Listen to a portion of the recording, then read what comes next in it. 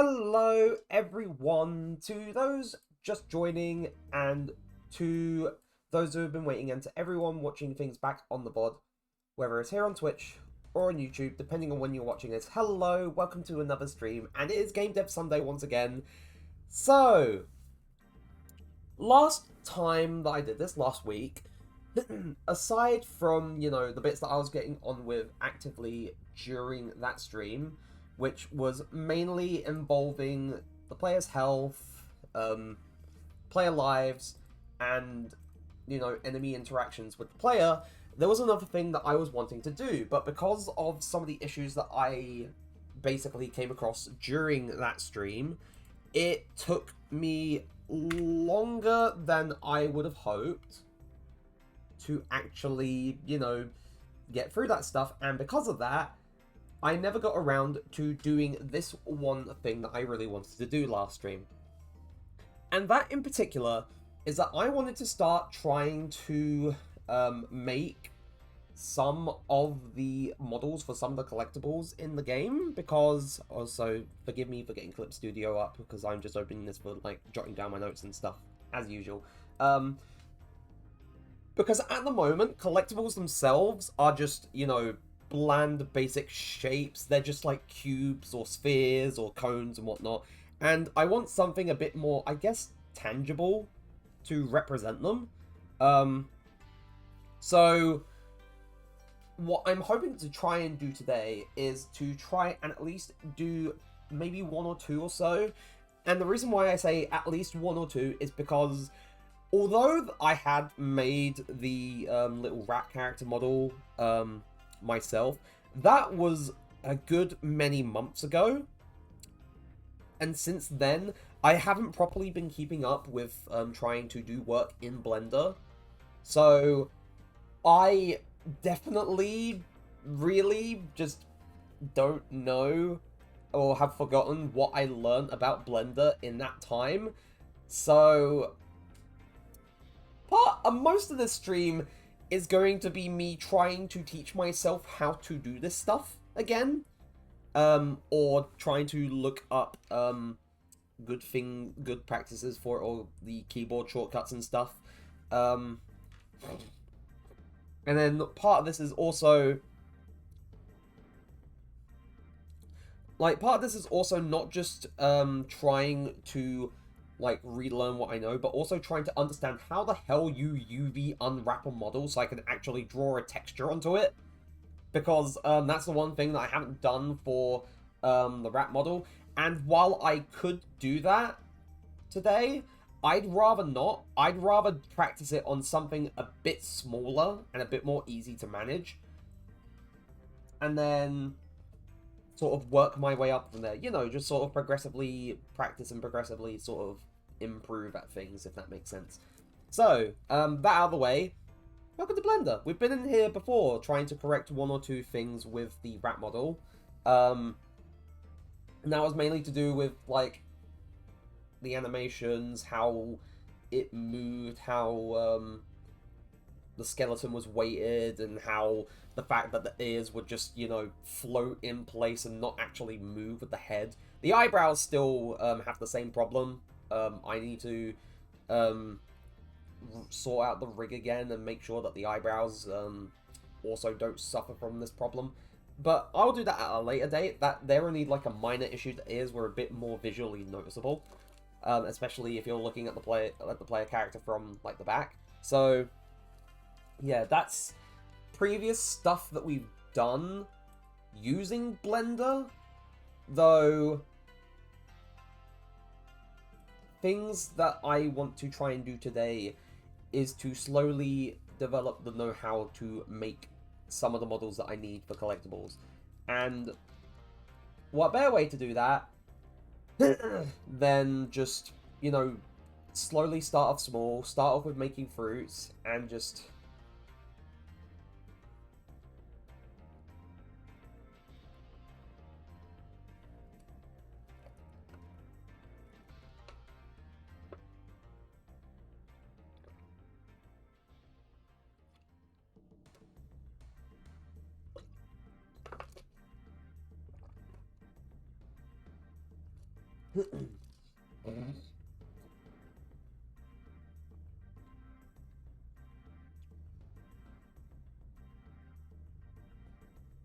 Right. Anyway, so because it's been a long time since I've properly done things, I know Numpad has like a whole thing with like like switching like the angle of things. Like 1 sets it to front orthographic, 3 is right, 9 is left, and 7 is top. And then like the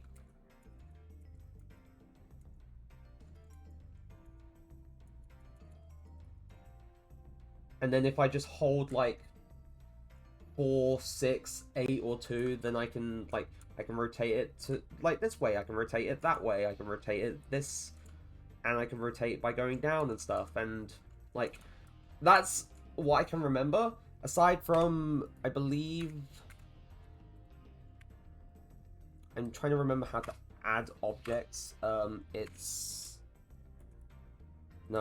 Shift. It's Shift A. Shift A is add objects. So, as I said, few things that I can remember. A good thing that I definitely do remember is along the lines of what you do with like when you're trying to essentially make the standard parts of your shape. If you're trying to make something symmetrical, at the very least, for the most part, you would cut a shape in half, use a mirror modifier, and then go from there. So we're just gonna I can't remember if there's anything to add cube. There is nothing else with add cube. The thing I want, and to give things a little bit more of a dimension with when I'm trying to do things, I want to add a icosphere.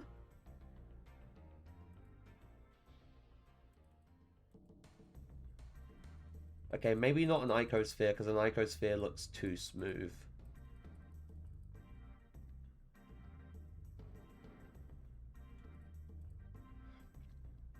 And besides, an icosphere is just an icosahedron. This is just a D20. Right, let's go with, that's a circle. That is literally a flat circular plane. That's not what I wanted at all. What's a UV sphere? UV sphere. Oh yeah, this is the thing I was thinking of, I think.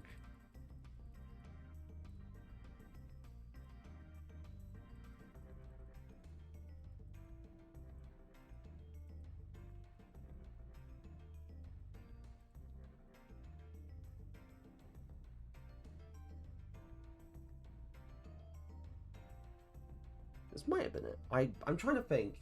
From when I was making the... I can't remember if it was like a... It was either a UV sphere or an icosphere, and I can't remember which one it was. I need to look up... I'm going to look this up on my phone. I'm going to quickly double check. PS1 character Blender. There is a specific video that I followed last year. Yeah, I found it. Cool. I'm just trying to remember what shape I would have started off with for the head.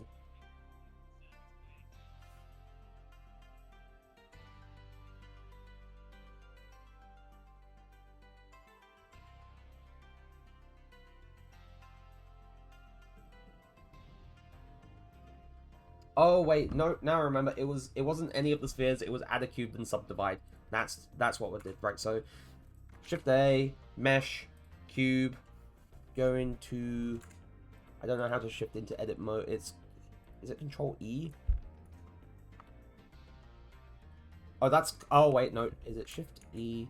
No, that's E to or that's... Whoops. I'm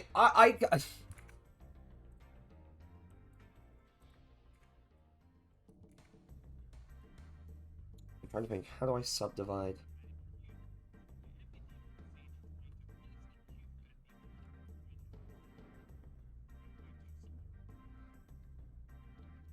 Hold on. How to subdivide in Blender.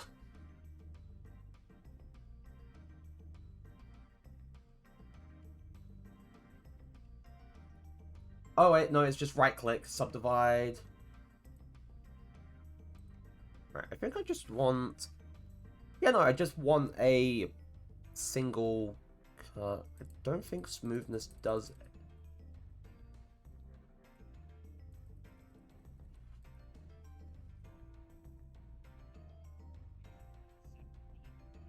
Oh yeah, no, there was one subdivision and then a smoothness of 1. Right, there, cool. I'm trying to look at where the front is. Is this front? Yep, this is front. Okay. So the thing I want to do next, where is... Where's wireframe mode? That's it. Right.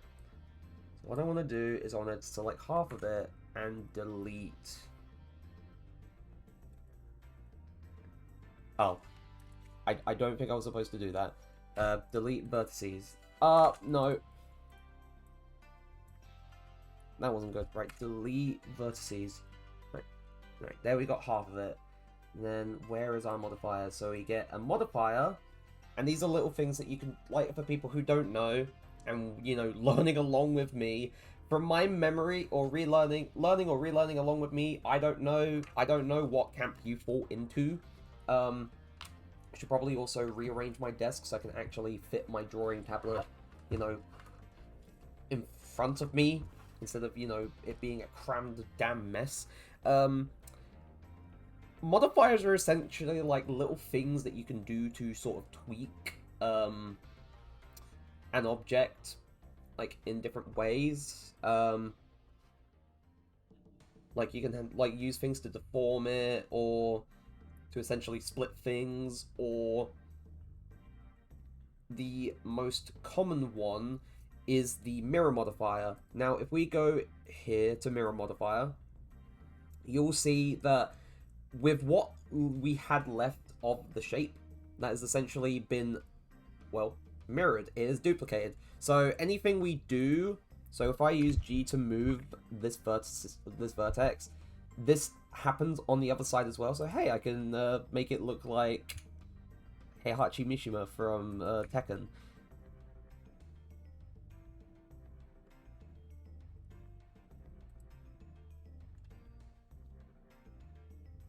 I also realized that, yeah, that's gonna create like a little split in the middle. I realize. Oh, whoops! I always do this. I do this every so often during stream, which is just, you know, the whole...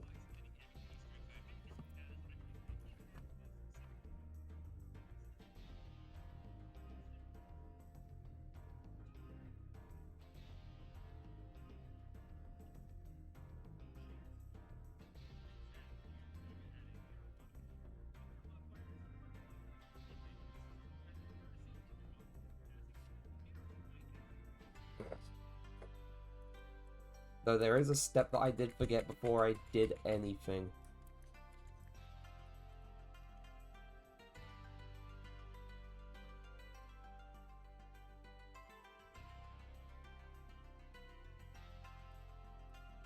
Okay, actually, we'll start from the beginning. We'll do a new general.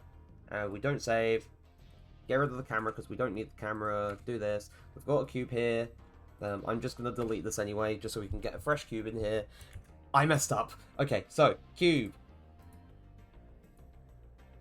Go into edit mode. Subdivide. We're gonna subdivide once and have a smoothness of 1. And then, how do I shade smooth? How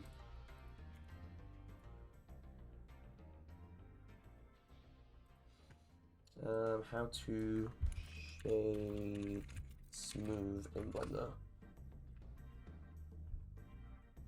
Oh, I have to go into object mode in the object menu, right? So object mode, shape smooth. Wait. And it gives it a bit more of the... Just so it's not a... It's a lot less jagged and a lot... Like... It should hopefully resemble it a little more as we go in. So go back into edit mode. We're going to go front. And once again, go into wireframe. Good old wireframe. I like wireframe mode's good for just getting rid of essentially just Like, if you want to sort of, like, target a specific point that you can't, without having to sort of constantly rotate it, or it's a point that you can't easily see, it's very helpful. So, then we're going to add the mirror modifier. We're going to enable clipping, because I believe if I was to get this point here and move it, see? We no longer have, like, that issue where we could separate, like, the middle. It essentially means that, or what clipping basically does, it makes it so that this, like, half, like, this physical half is joined to the half that's created by the mirror modifier.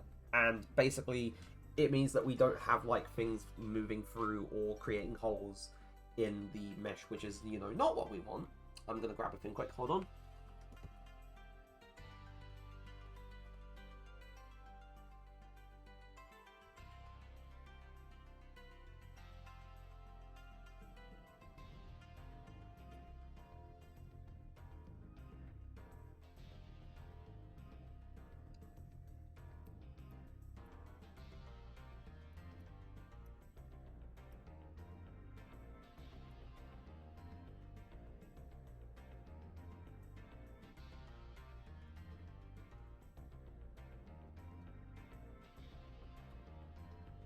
There we go. All sorted. Okay, so, now that we have that sorted out, there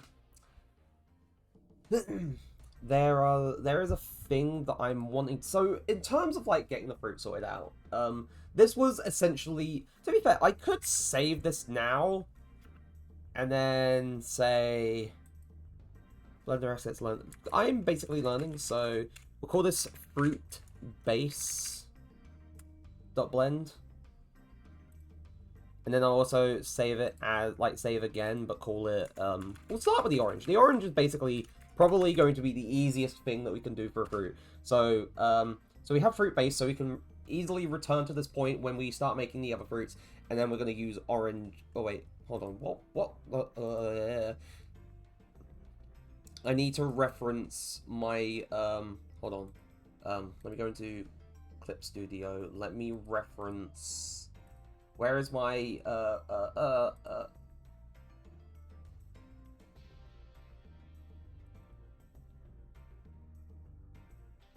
Let's reference. So we had apples, we had pears. Oh yeah, it was oranges. Okay, cool. Right. I wasn't crazy, nor was I wrong. It's those three in particular. So orange is probably, as I said, probably the easiest that we could make to start off with, just to sort of get used to things.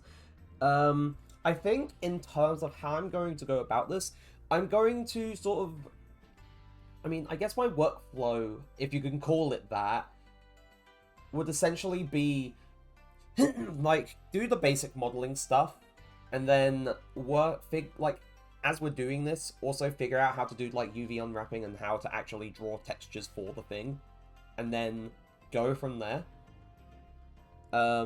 So there is a thing that I'm remembering that I know I can do, but how to loop cut in Blender. Right, so that's not the one. I need to be in edit mode, and then I need to Control R.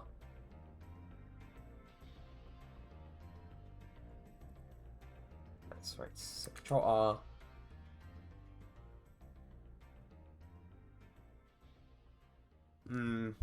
Not ideal.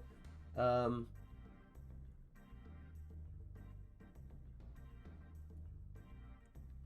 me think. There's another thing that I'm thinking of. Add.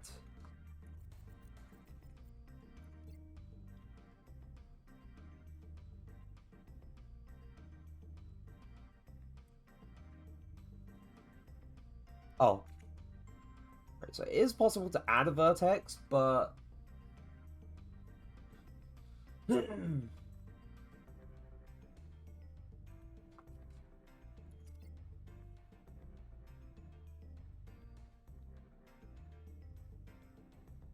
so if I go, come on, I'm trying. Oh wait, I need to go into edge select, not vertex select. Whoops, that was my first problem.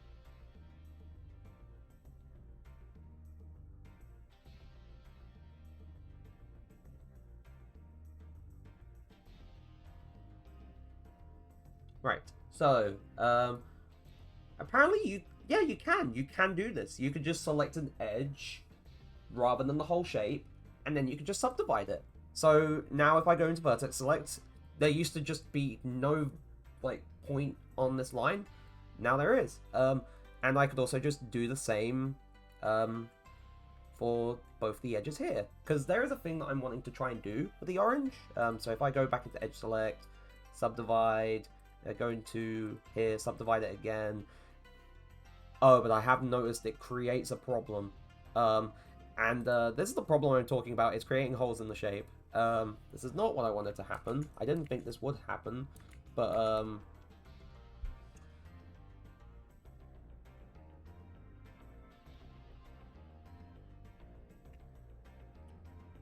what exactly do you...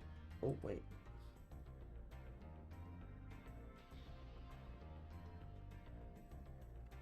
Let me think.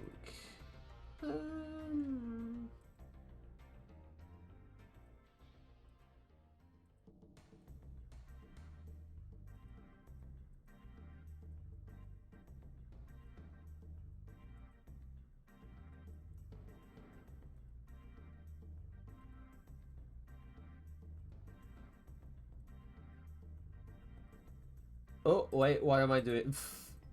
Right, I'm just gonna leave that as is and then go back into wireframe mode. Anyway, so that's not going as I wanted it to, which is kind of sad. But we can figure something out.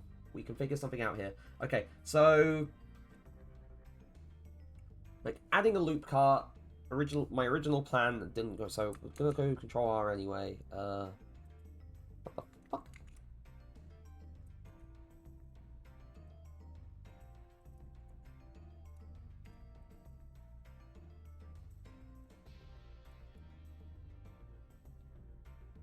Can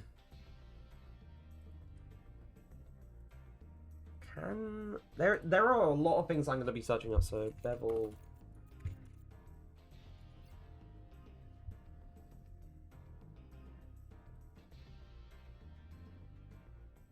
So if I control, oh wait, I'm not bevel vertices. Wait, hold on, let me look at this.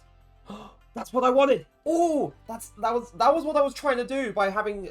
So, for all intents and purposes, I don't need this vertex. Oh no, now I see the right. I'm gonna have to undo. Right, cool. So we don't need that vertex there anymore, or we don't.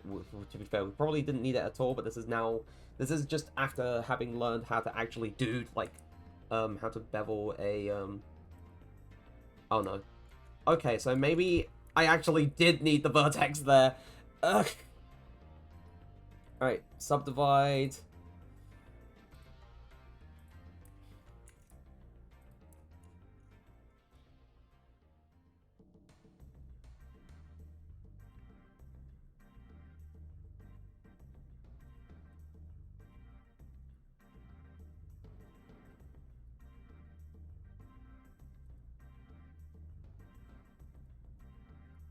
Right, control. Wait, no, wait, hold on. I think it was just doing bloody trying to extrude it by default. That was kind of right. Control Shift and B. There we go. We didn't need it at all.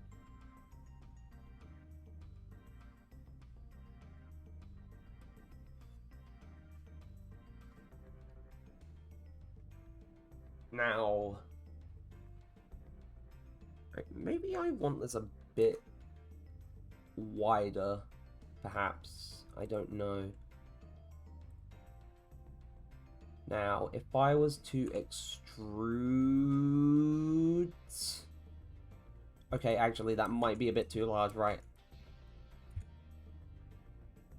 Hell, even that might be a bit too large, right? So, Control Shift B. We're going to make it as small as humanly possible. At the very least, as small as it can look without it looking mildly silly. Okay?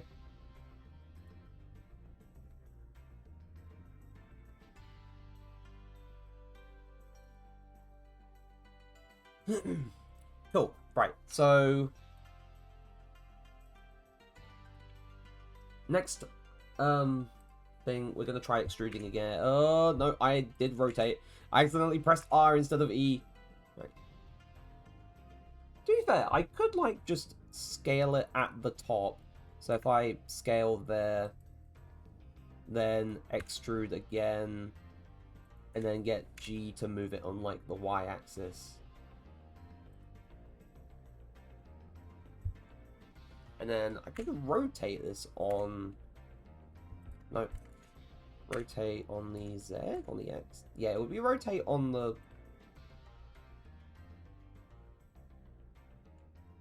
Rotate on the X. To give it... I guess you could say more of the shape that we want. And then we extrude... Just... Oh, whoops. And then... No, that's not... I keep pressing... I think I keep pressing Z and not S. Right. So... That's how that's looking. That's looking fine. Also, I'm sorry that I'm going to call a little break now, but I do need to go to the bathroom just to sort some things out, but I will be right back, and I'll be a few moments. Just hang on tight.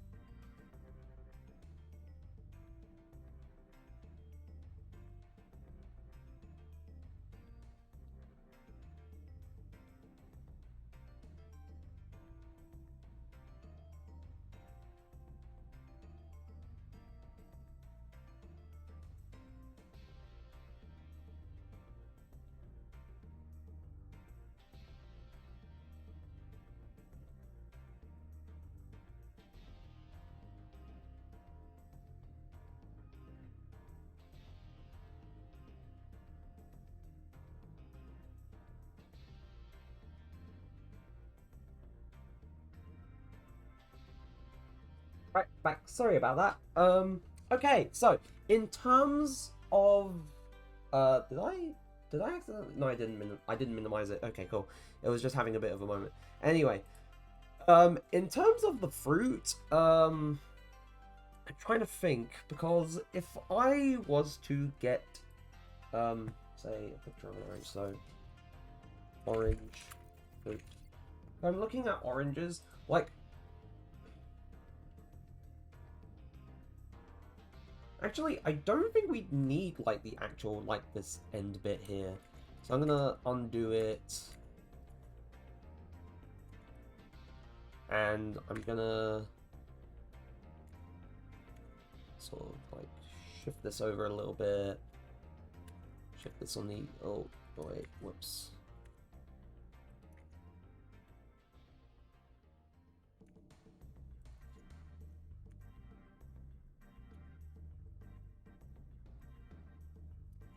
Right, I think I'm gonna go face select.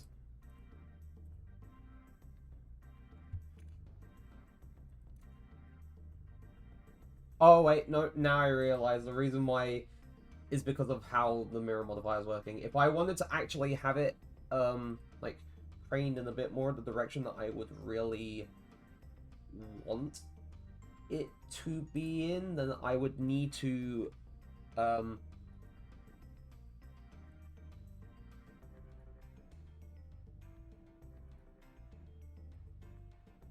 think it's... Oh yeah, apply. That's what I would need to do. I'd need to go into object mode and then apply the modifier. And once you do that, once you apply modifier, you essentially bake it into the model, and that modifier basically no longer has any impact. Or, well, the shape, or the other side becomes permanent, but like you can't do things symmetrically anymore once you apply the mirror modifier. So yeah,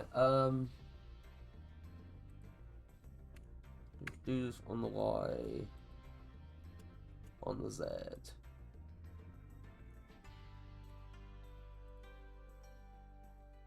But yeah, definitely in a bit, I'll sort of tweak this and then add like a little leaf, or add a little leaf. That will probably be as like a plane, like a plane shape, rather than just, you know, a 3D shape, just for the sake of making this, no, like, less strenuous or silly. Oh, sorry. Anyway, the next part that I believe I would need to do... To be fair, a fruit really doesn't require too much.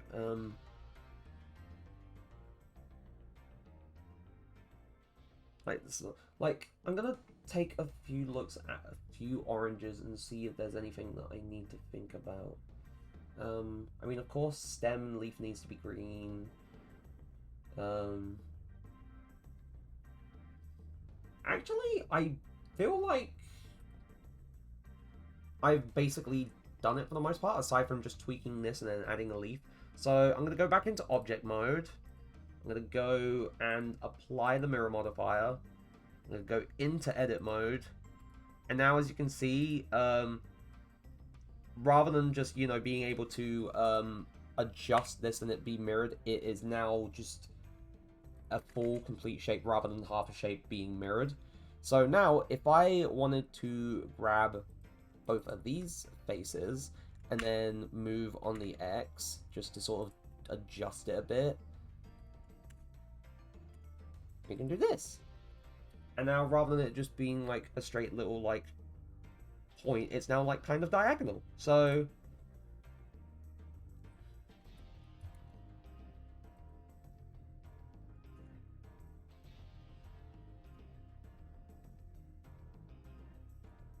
right.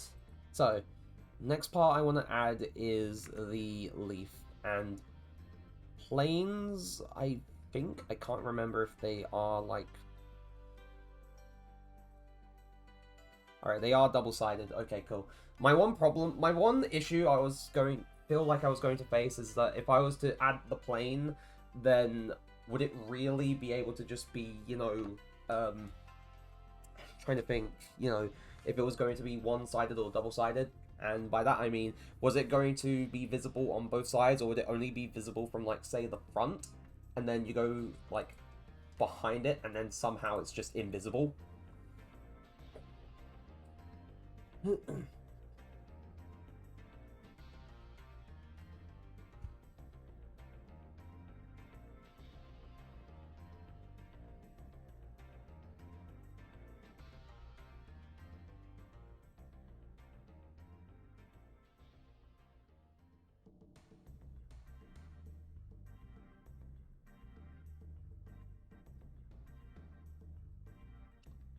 Anyway, so we're gonna take this plane, we're gonna rotate it on the X, and then scale it. Oh, gonna scale it down a bit, and move it on the X. So now I'm gonna take this, I'm gonna subdivide it, and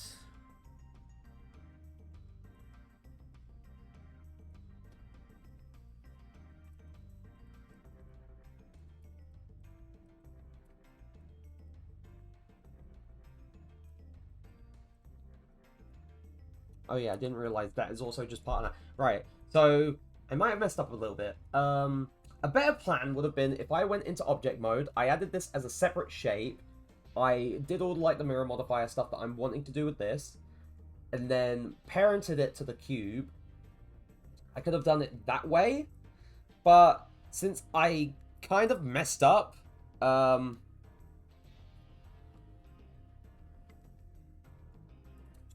just gonna have to play it by ear, so go back on the Y a little bit, and then we're gonna take the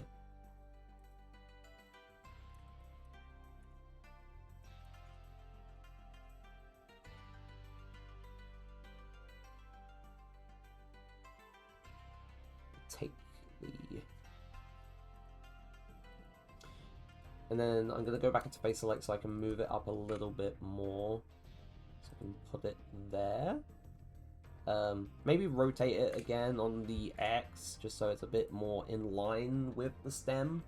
So we're going to move it back on the Y, throw it there.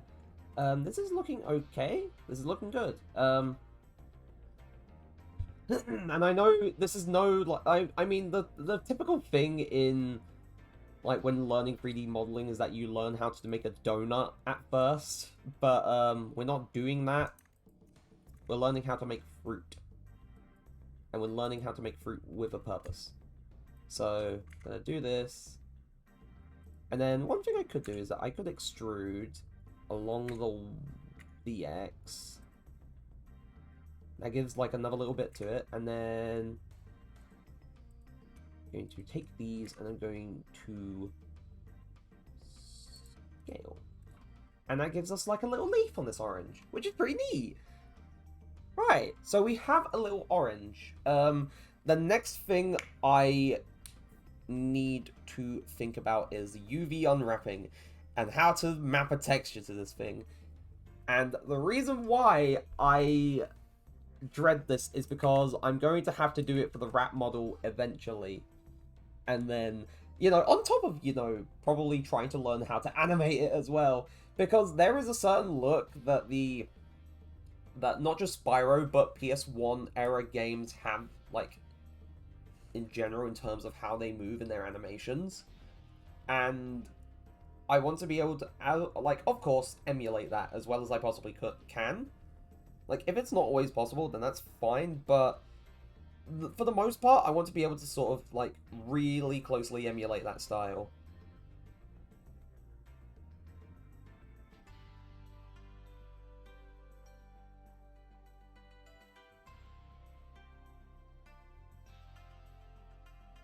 But, yes. So I'm going to quickly look this up. Wait, that's the thing I was using to look for, so that's Blender unwrap mesh.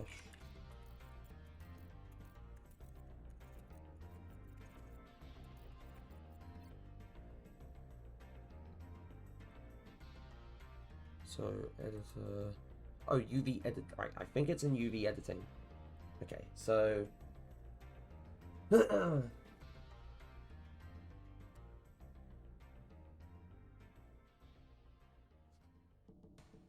Okay, so apparently...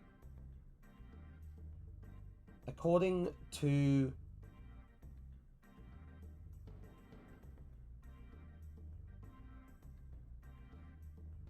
According to this page that I found, so we go into this mode. Here is where like the actual unwrapped object UVs would appear once we sort it out. So we have to mark seams, and in order to do that, we have to work out.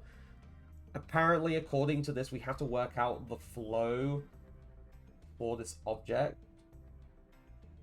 Basically, if that makes sense.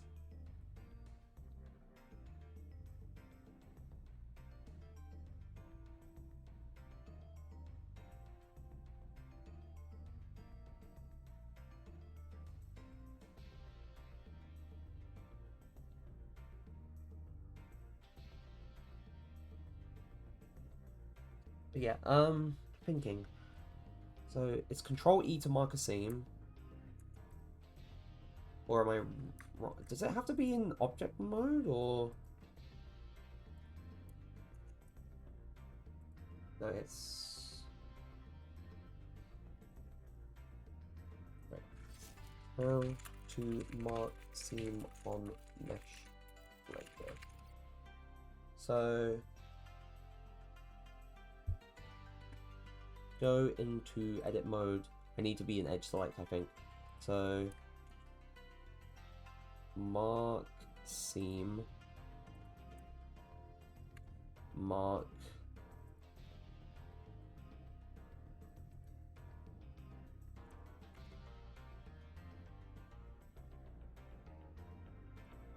This is gonna be interesting.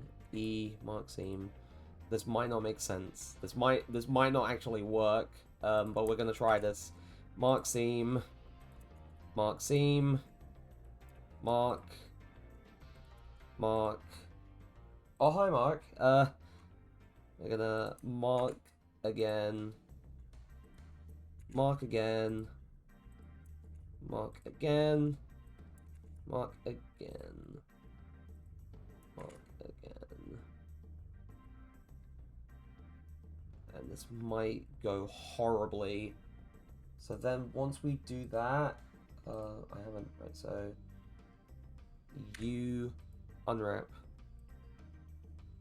Oh, wait. Do I need to you unwrap? Okay, so...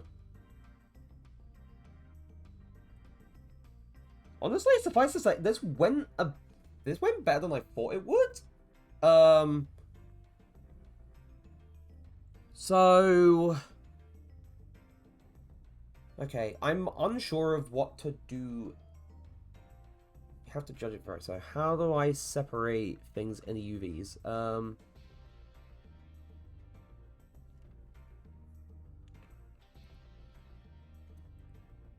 If I do this and select this, just follow active quads. Let's split.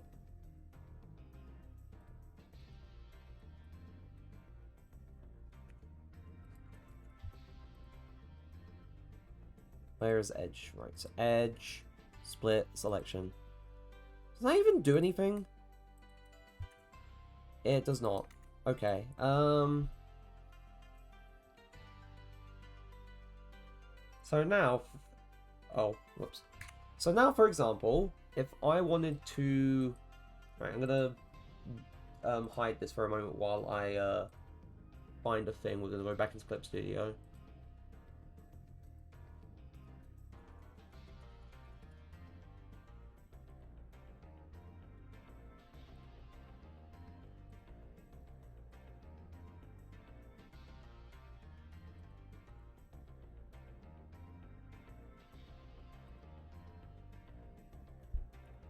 Okay, I messed that up.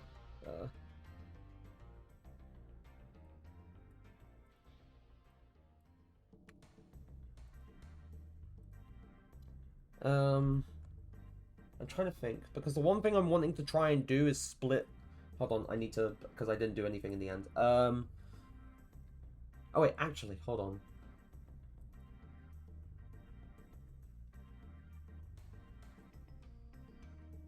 Is this to do with material? This might be to do with materials. Adding on, right.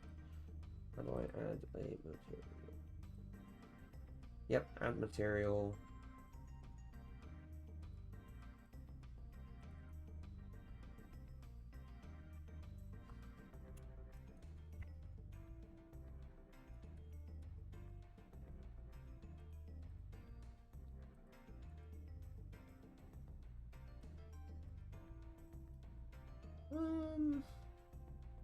This is... I'm getting a little confused. Let me think.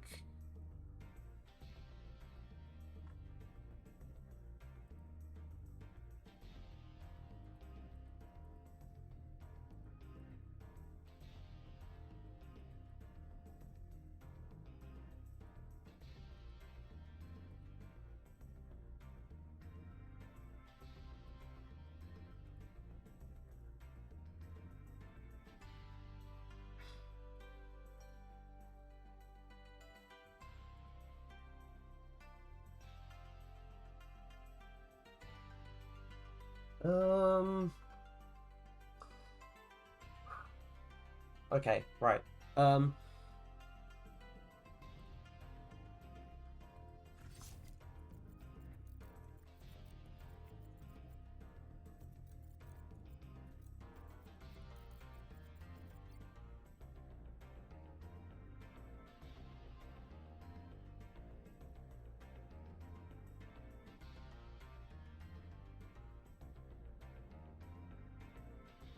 Right.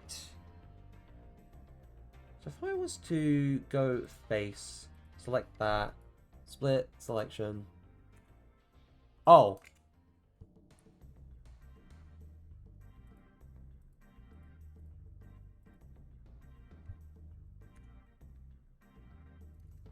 So, split, selection. That's not what I want at all!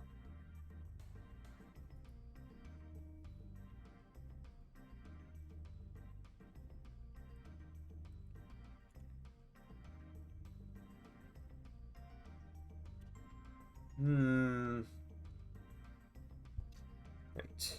So, the thing I'm learning is that this is definitely going to confuse me a fair bit more than I thought it would. So if I...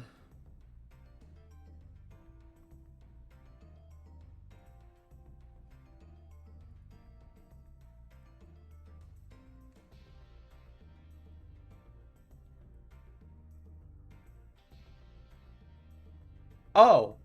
Okay, I did it. I had to use rip region. Cool. So now I've separated these two. Which is great. That's what I was looking for. I was looking to separate it. Cool.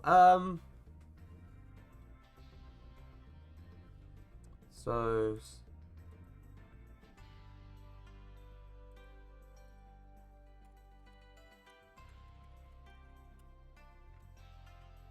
Never mind. So...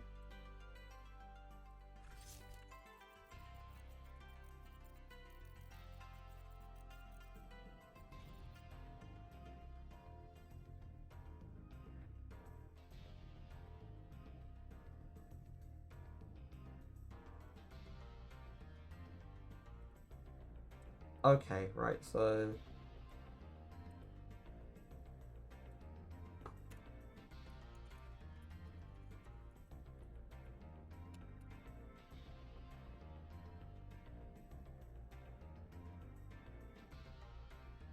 And then within the materials texture settings.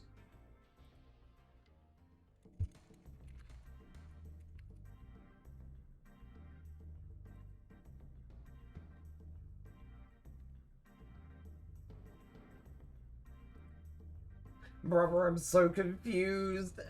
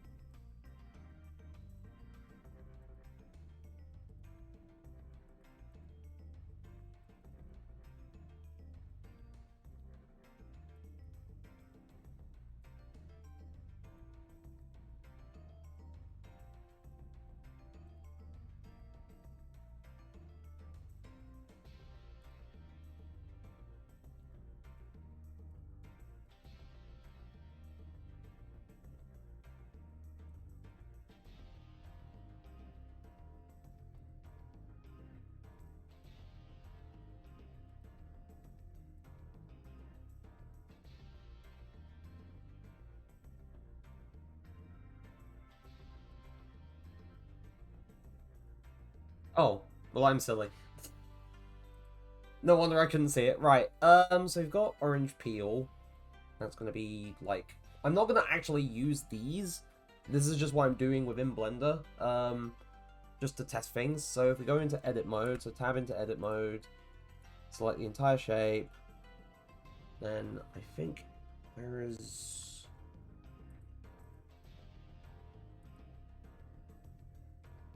Toon BDSF. Right, that's background, that's...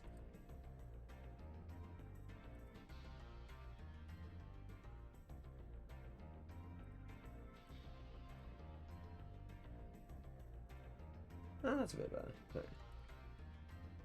So we've got this very sharp orange thing. So custom properties, viewport display.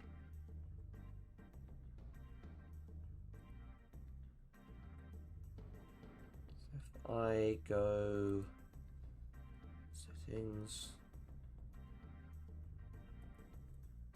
photo mode. God damn it! I know this is like Blender 3.0.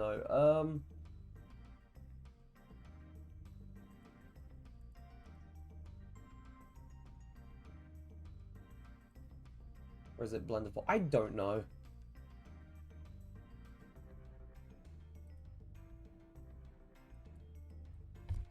Blender material settings.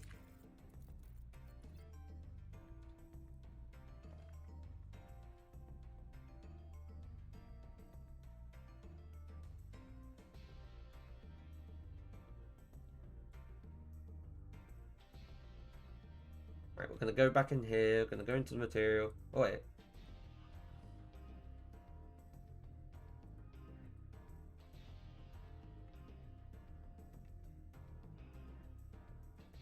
So in material, how do I find material settings? I'm like, I might be silly. So shader editor, sidebar settings.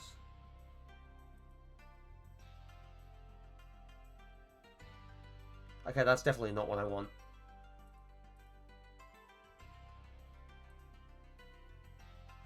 Right.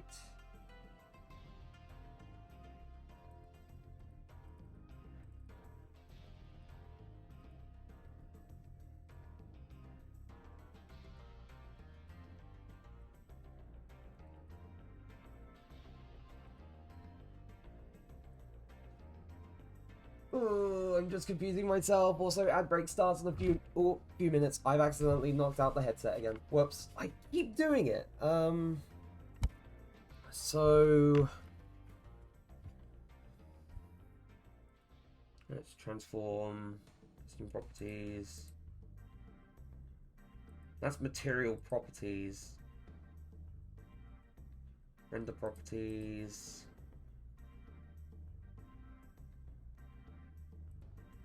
UI animation scene. What is this? World properties.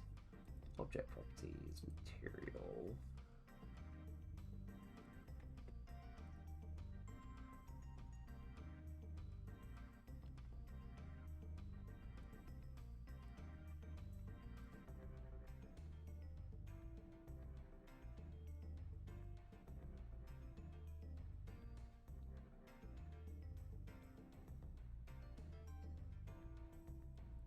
I use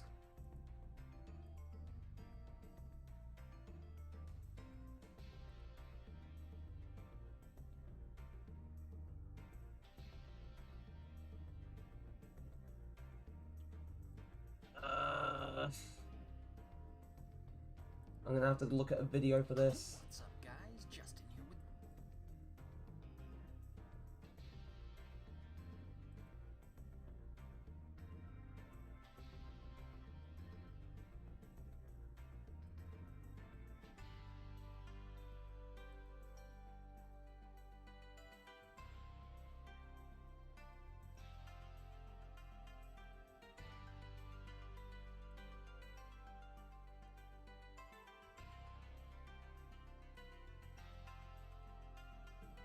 Okay, it would be nice.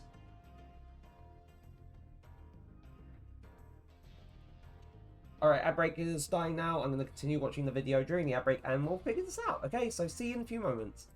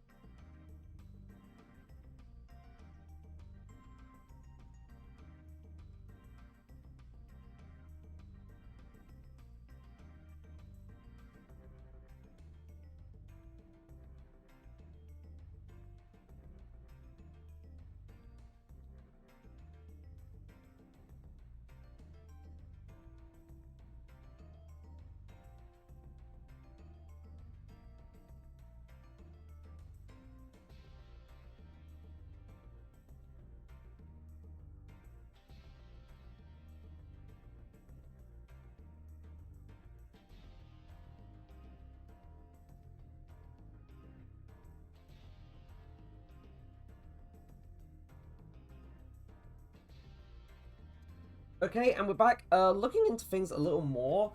Oh wait, I need to remove the sign. Sorry about that. Looking into things a little more, I might have a bit more of an idea, of how I need to go about this. And I think part of this also does require me having to make a, I guess I'd say a convincing, like, texture for the orange, so we'd probably need to go into Clip Studio for this. So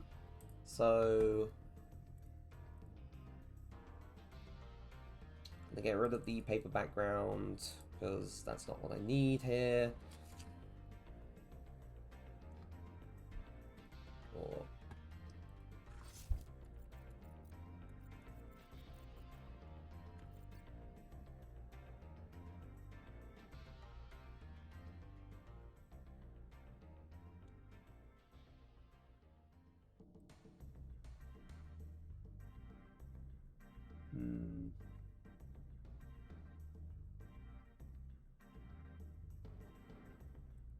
And I know there's also, like, placeholder stuff out there as well, but I'd rather make my own little thing too.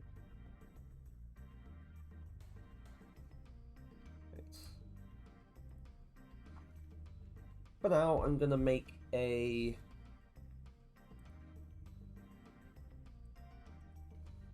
Just gonna do...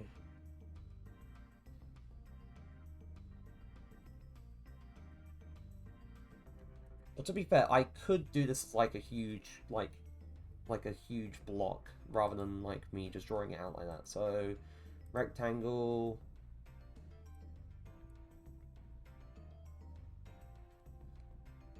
And then, if you can remember, as I said before, in terms of like PS1 like textures, like all the shading and stuff was essentially baked in, like not baked in, it was drawn in, because the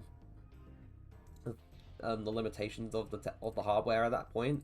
So I could either just do it as like another shape to like just apply here, but that would just look awkward. So I'm gonna think maybe like spraying it on would work out a bit better, perhaps.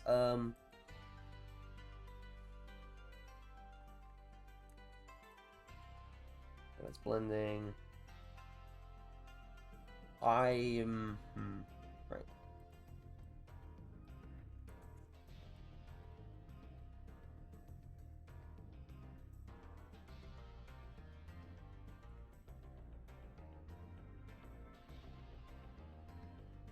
The call save, call this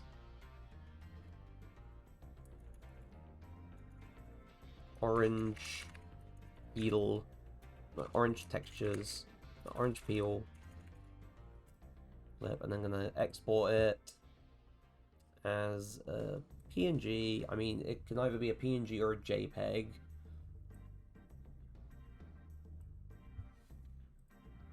So exporting it like that.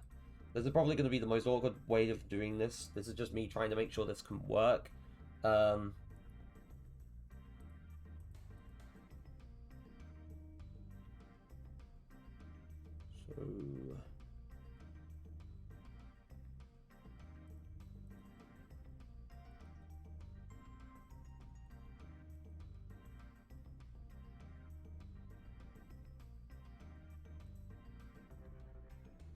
Okay, now I remember. So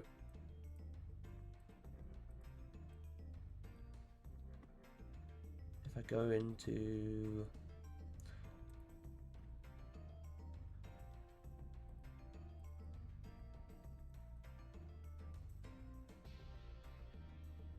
okay, so I think it got it, cool. So if I go back into here, that image that we just made is here, though as you can tell from how the UVs are unwrapped, not the greatest. So we're gonna take orange peel to PNG, and we can see how it's been mapped here.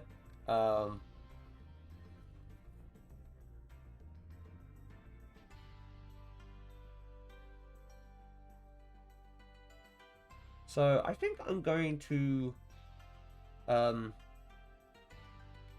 go back into Clip Studio, and we're going to redo this, but instead of it just being a singular, like, I'm gonna try and like take this and enlarge it instead.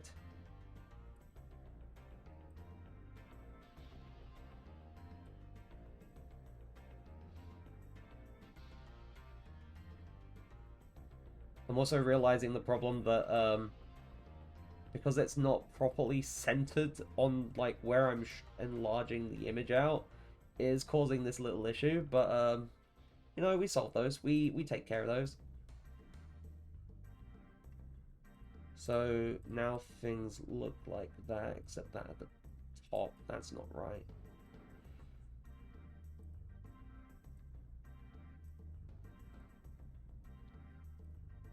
So there, that looks like that now. So this is still going to be orange peel. I feel like I'm going to have to make a separate one just to, you know, actually be able to map like the stem and the leaf, which is kind of frustrating. But, you know, we're learning this.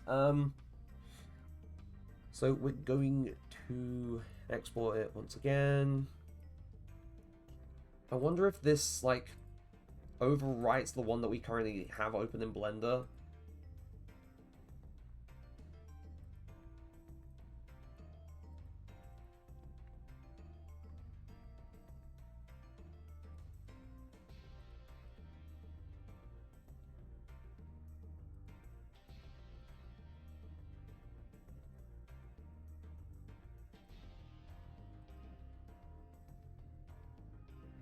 So I'll do this quickly.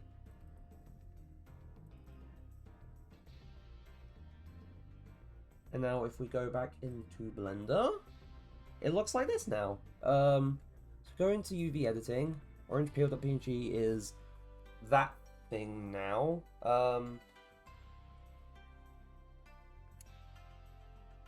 So if you can remember, we should have, yeah, we did separate these. So just gonna try and select these, and we're gonna rotate it. Wait, so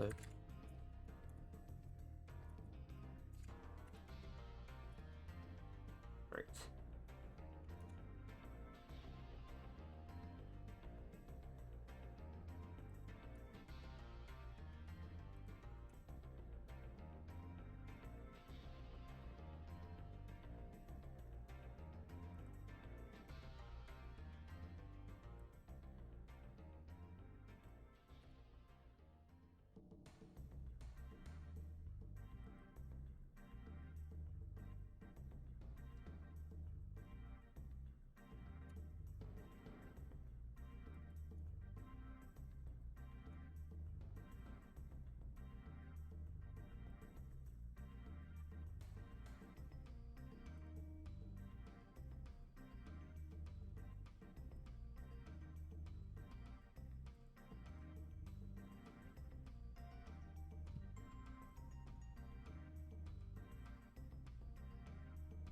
Hmm.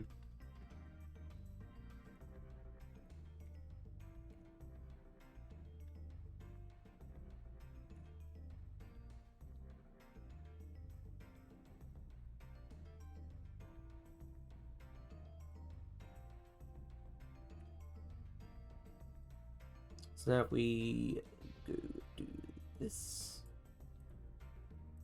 I do need to move the leaf, the UVs for the leaf though. Oh, come on. There you go. We'll move this down a little bit. If I move this up here, it will also, so based on where the UVs are, that's essentially, oh, this is how the texture is going to be applied.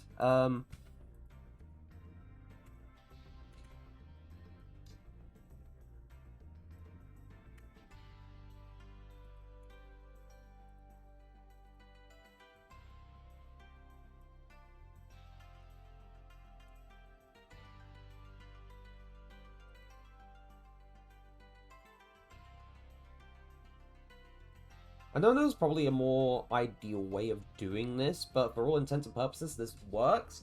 The next thing we do need to sort out is definitely the leaf. I don't know if there's, like, a specific part of the, like, shape or how it is now that I can assign another, like, material or texture to.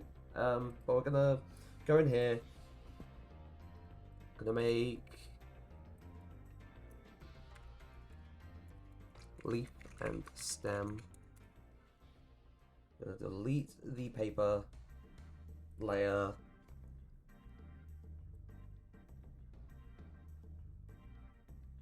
And I'm just gonna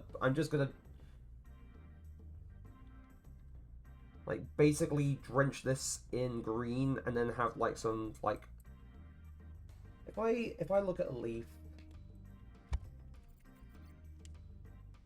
it would need to be a layer. It would need to be like a lighter green.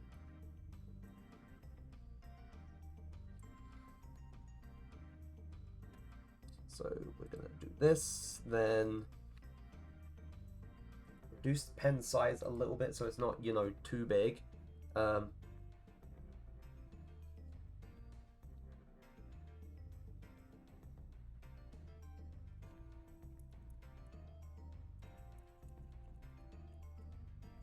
That might be a bit too smooth though, so we're gonna go.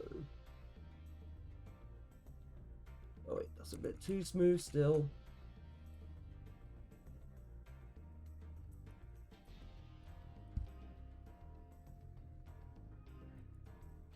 I think I'd actually have to do it as a pencil, not...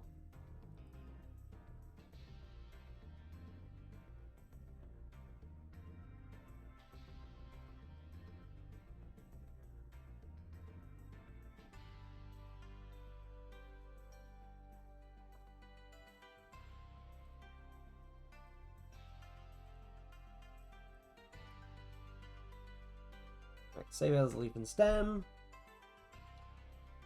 Then in Blender, I'm gonna go back in here again. I wonder if it's possible for me to select like a specific thing. Can I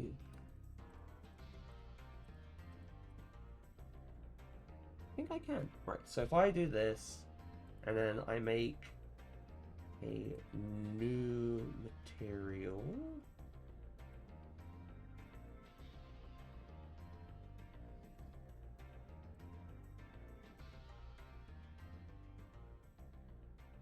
I might have messed up.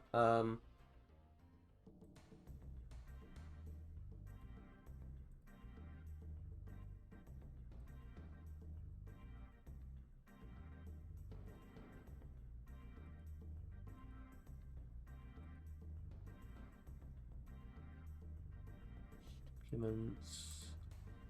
I'm gonna need to look up a thing as well.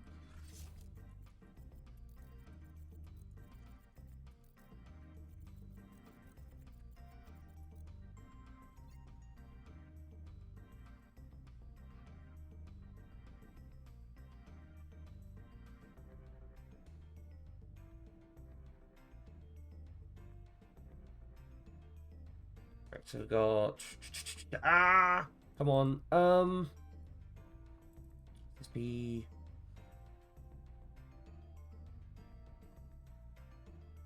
oh wait, I didn't export what I made. Whoops. Export PNG leaf and stem. I forgot about that. Sorry about that. We're gonna go.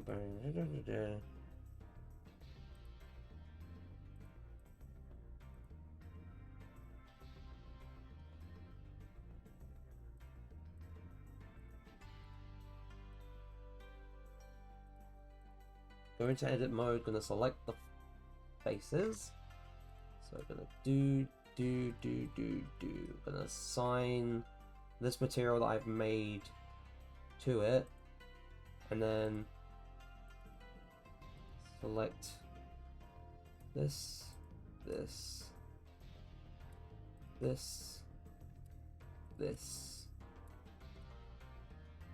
Yep, that's all of those, and assign those to that material. And then if I go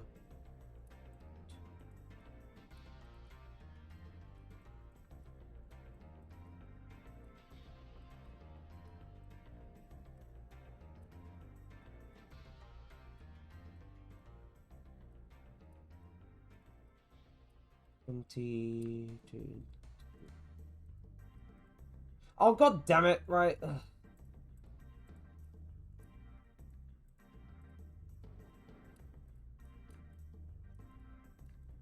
Crying out loud. I keep messing up on selecting things. Sorry, chat and people watching back.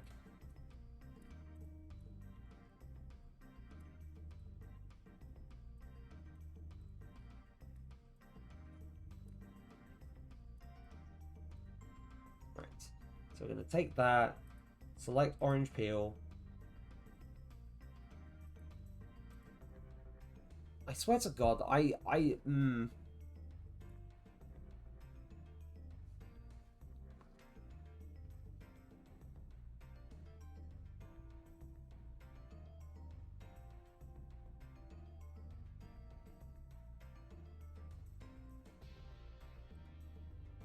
Oh, I'm silly.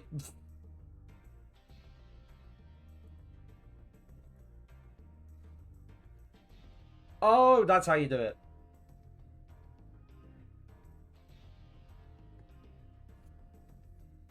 Right. Now I know. Right. So we've got...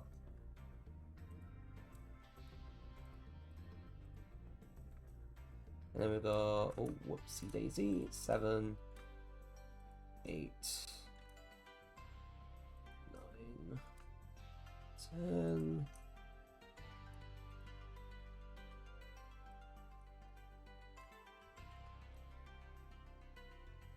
Sign. There we go. And then along the other faces, we just have the orange side. Look at this! Look! So...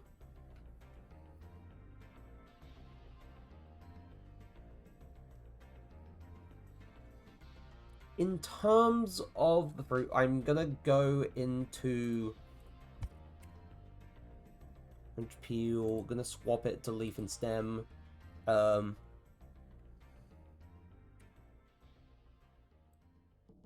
And I only want to select the leaf and the stem. So I'm gonna make sure that all this selected. For some reason, not all of it is. Move this. I'm gonna move this, and then for the leaf.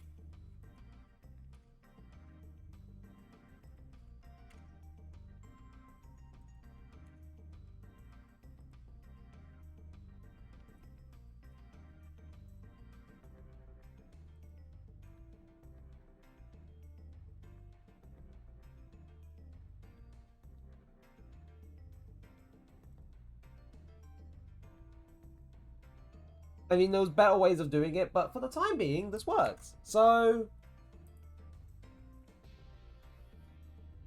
we have an orange. We made an orange.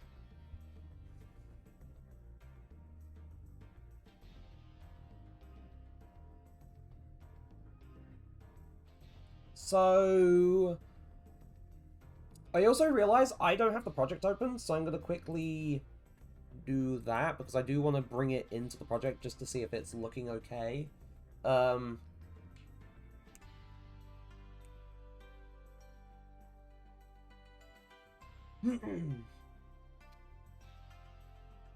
one thing I'll note that's still kind of annoying, though, the EU still has to wait God knows how long for the bloody...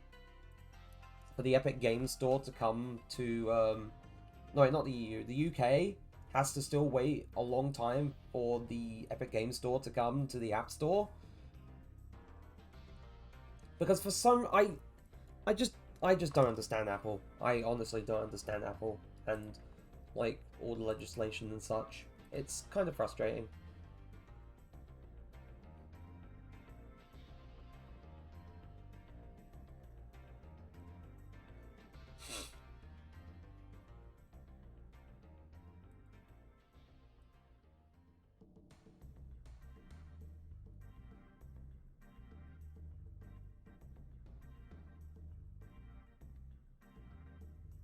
Right.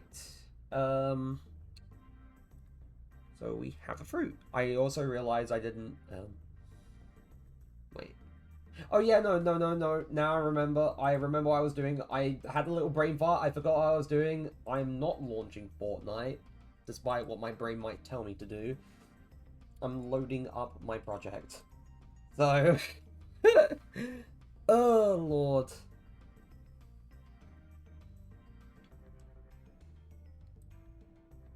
Oh yeah, I don't want any, like, specular lighting being applied to, like, materials and stuff either, now that I realize it.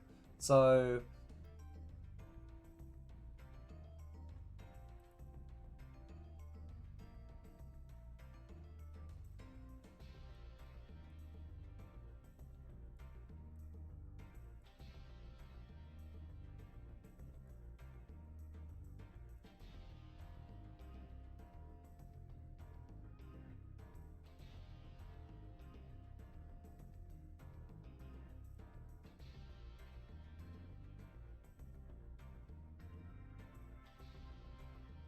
and the green.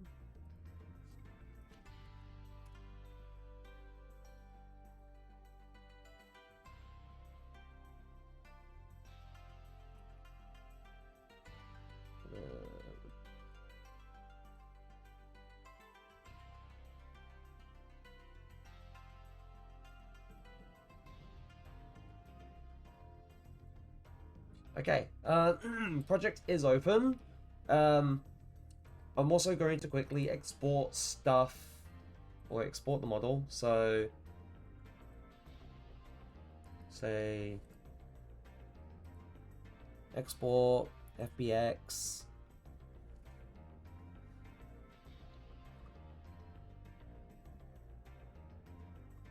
Now, I'm not sure how stuff works with like materials and stuff. I think I have to bring them in separately. So, gonna bring them in there. Scale 1, plane unit, export FBX. That's done. So, I'm gonna go into my project. I'm not gonna open like things because it's gonna like do folders and stuff, and I don't want to dock stuff. So, game.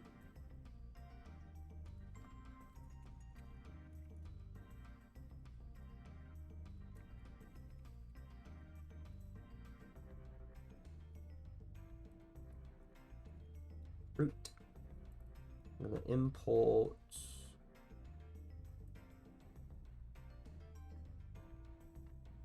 I'm gonna go into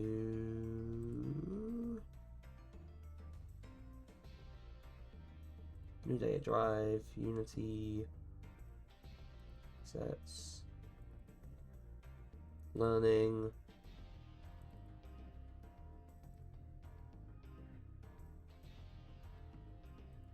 Right. Oh, wait. So it did bring it into the... Oh, it brought the materials in with it. I thought... Okay, never mind.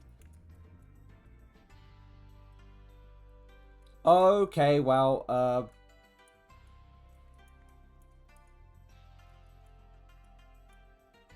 I was not expecting it to be that large.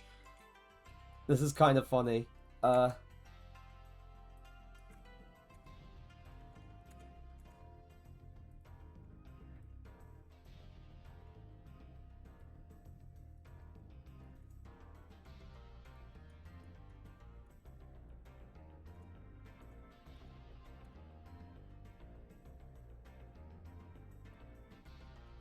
Right.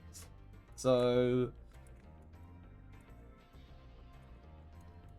I was hoping that this wouldn't be, like, single-sided. This is kind of annoying. Also, I do need to adjust the materials because,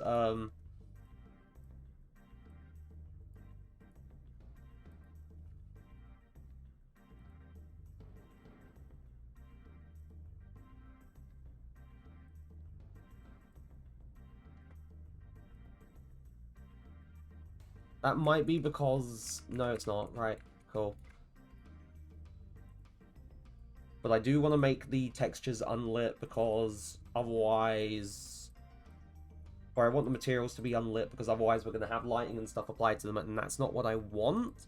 So... So, unlit. Emissive color.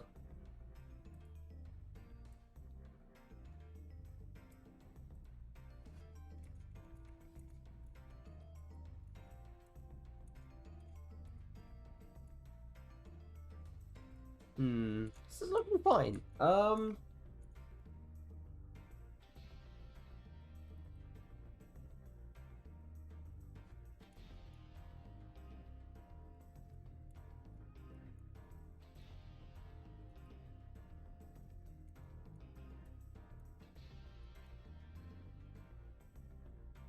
I also realized that perhaps how it was being displayed in Blender may not have been accurate, so... How do I make it unlit? So, gonna go... So, we're in object mode.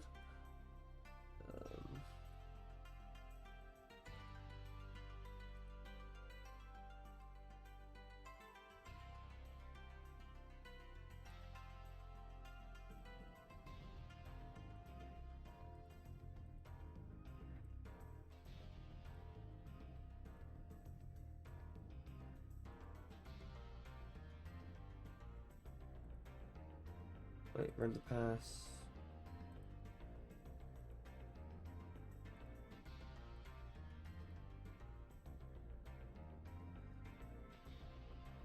Okay, that might have been a bit more accurate. Okay. One thing I need to figure out, so...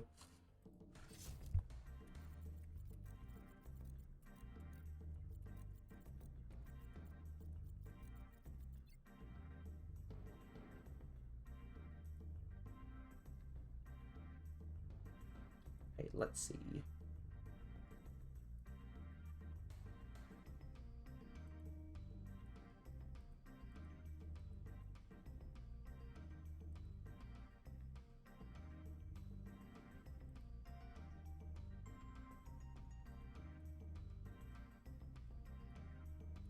Okay, there we go. That's because by default the material is not two-sided. Okay, cool. I'm trying to think.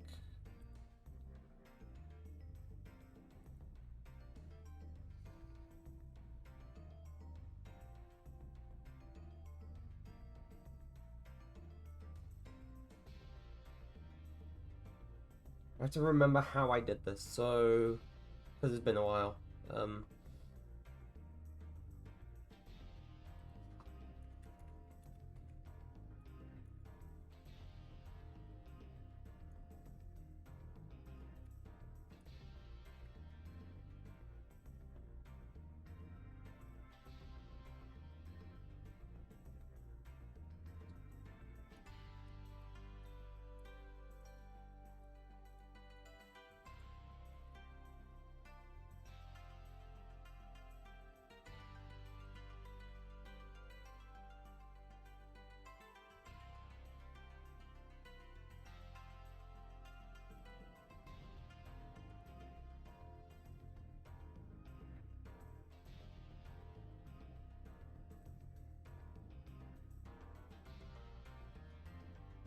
Oh, yep, that was how I did it.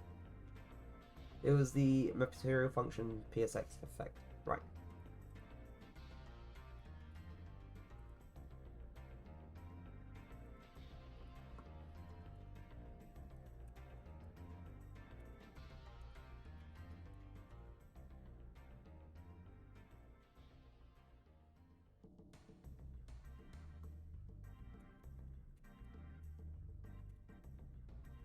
Really?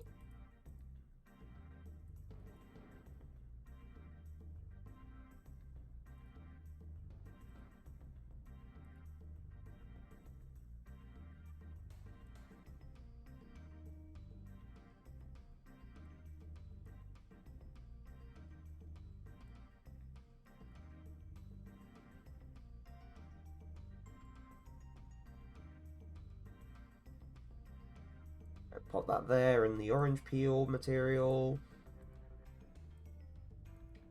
But to be fair, I could just copy and paste it. Why am I doing it like this? I'm making this so needlessly complicated.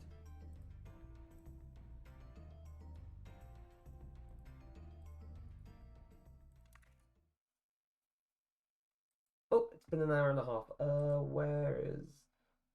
I've lost where it is.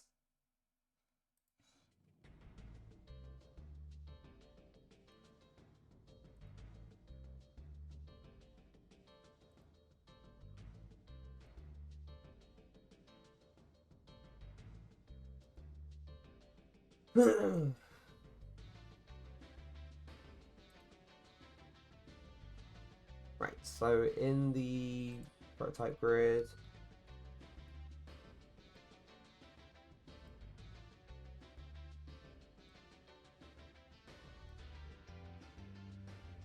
Okay, maybe don't do that. There we go. So it's just the out vertex position, which is plugged into the world position offset. Right.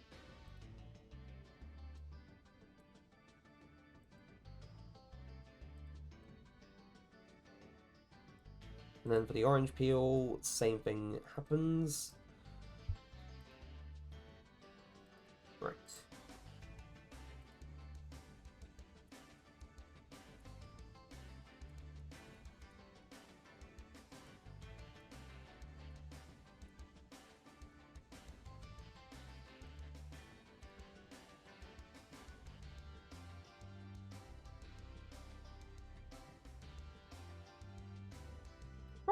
Um.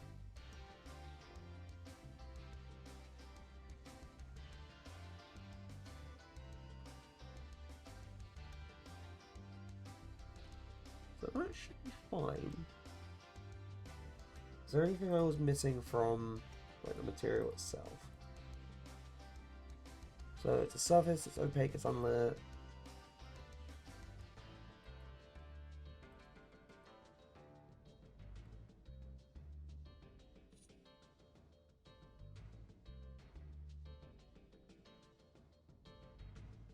I think it's a bit different for the orange because it doesn't move too much. Oh yeah, when you zoom in a bit closer, you can see like the displacement. Okay, cool. So we have made an orange, kind of. Even though it didn't take too much. Like, I did say orange would probably be the easiest to do. So we're gonna move on with making another shape. So I'm gonna go back into Blender. I'm going to open fruit base because, as I said, fruit base would be a good point to return to when we need to, because we're in that little early stage of things. So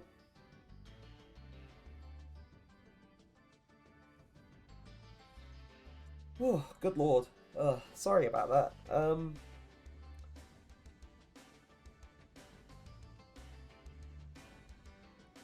Ugh. Right.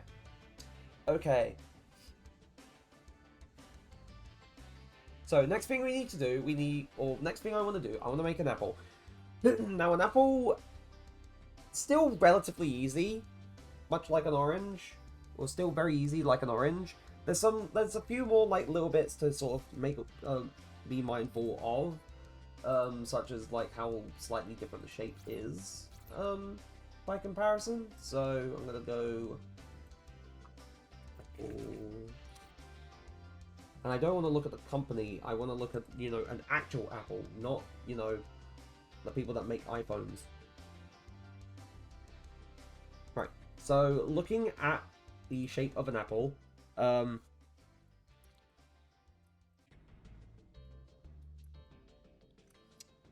like, I do want it rounded, so I'm going to move this. But at the top, I want it to be a bit, oh, whoops, I did not mean to do that. I want it to be a bit flat at the top. So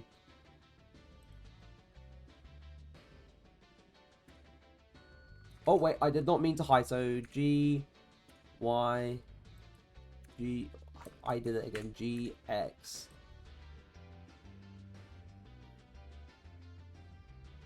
Hold on. Let me rethink this. Right, so I want to get these, and I'll scale it out instead.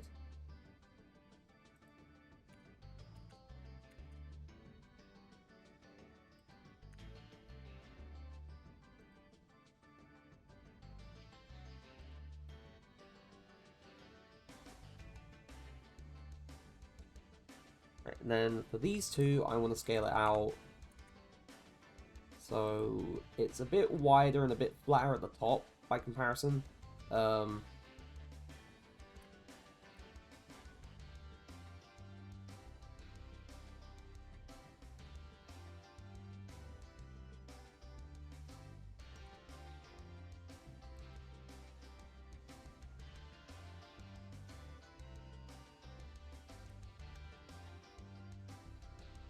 So around the top needs to be, and then it needs to like,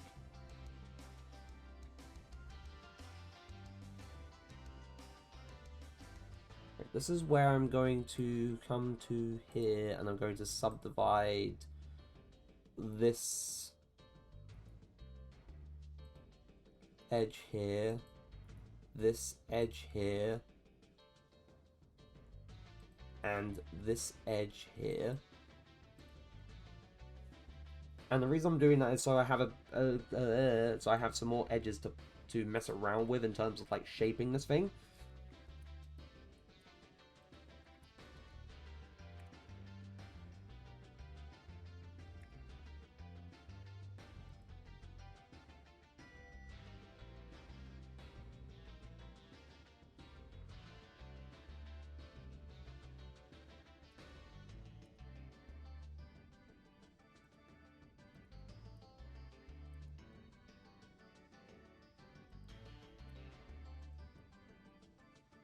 Oh wait, I did not. Right, I need to press shift, not control, because control selects like the whole loop to that edge.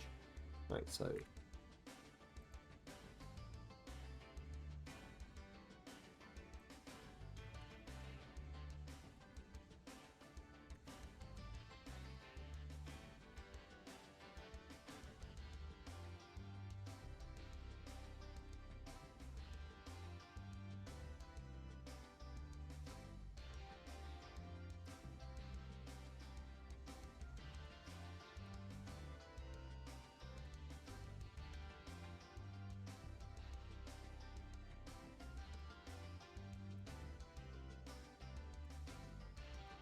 Hit it again, so X.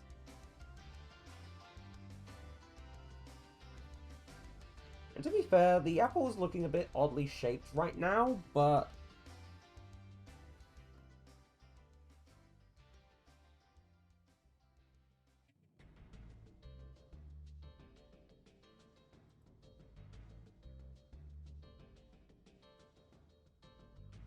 it's looking fine. It's not looking too bad. It's just a bit oddly shaped, right? So we're gonna bring this up. Oh wait, that's Y, not Z. I'm gonna bring these two down a tad, just a bit more, and then we're gonna bring them in on the Y. Oh wait, whoops. I'm gonna scale them in just that bit more on the Y.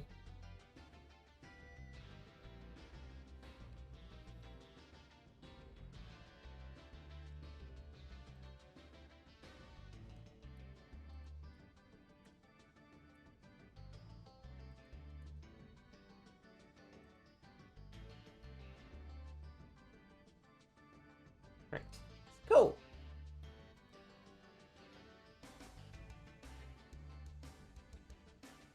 So let me think.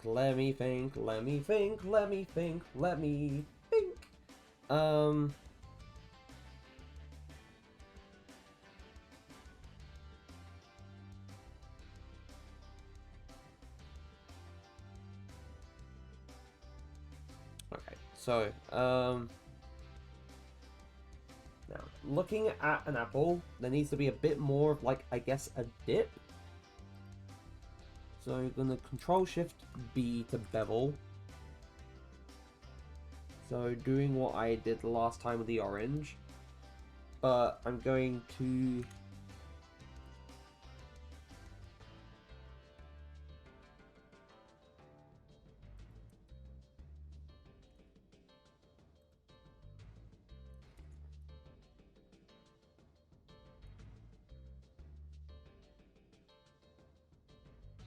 Oh wait, I did not mean to... Wait.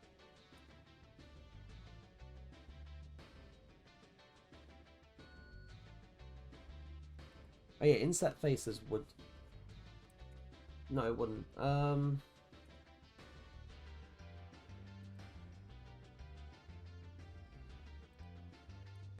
That doesn't look right.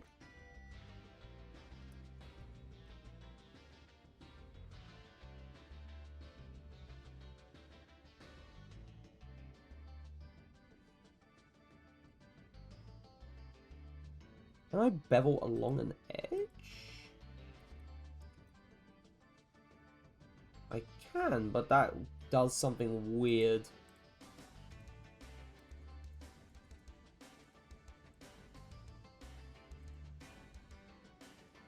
If I go into edge select, no, vertex select, I mean, sorry. If I go into vertex select and I go and bevel it again,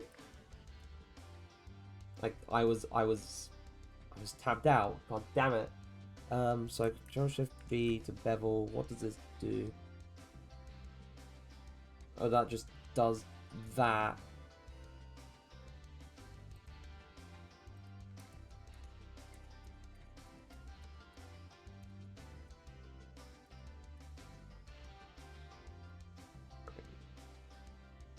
Right, let's start from the beginning. So let's bevel again.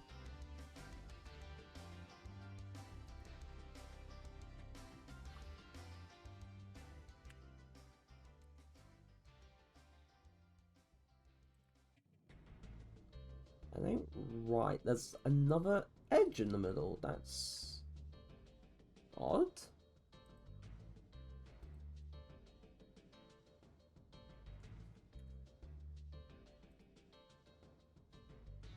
Okay, that was very weird. That shouldn't have been there.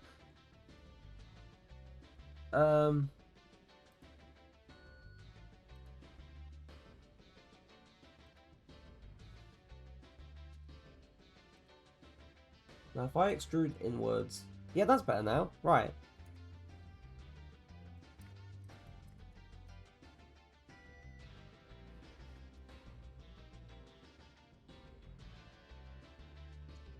Now, if I go to this edge and I subdivide it, and then I go to that vertex and I bevel it,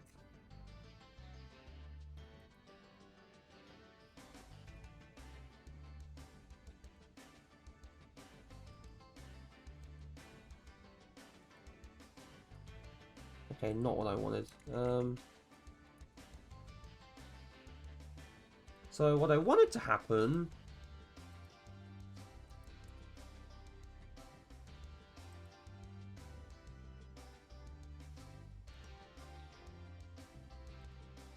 it just didn't like me doing that.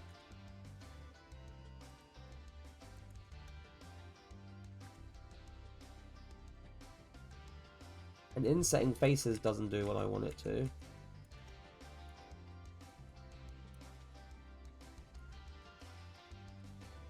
Unless I only... Wait, so if I...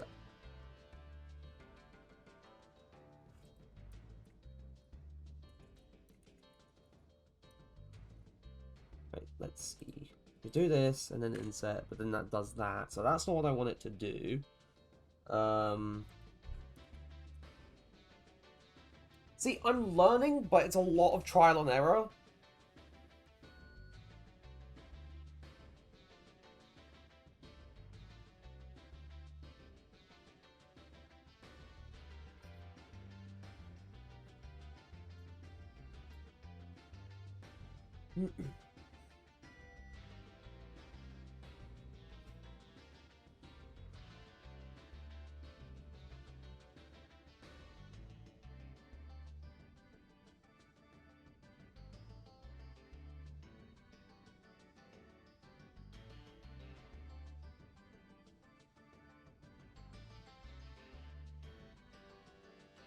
Right. Okay, so...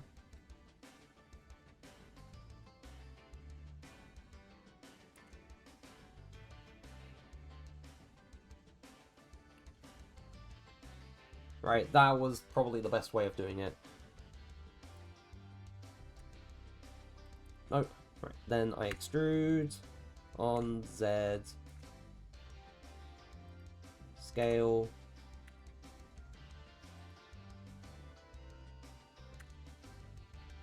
Move on the Z a little bit.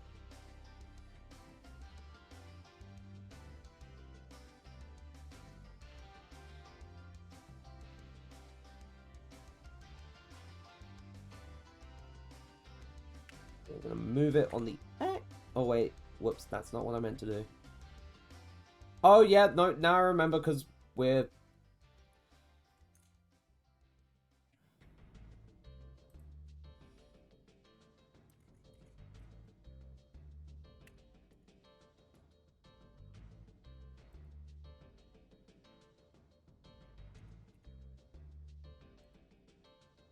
Now I remember. Okay, cool. But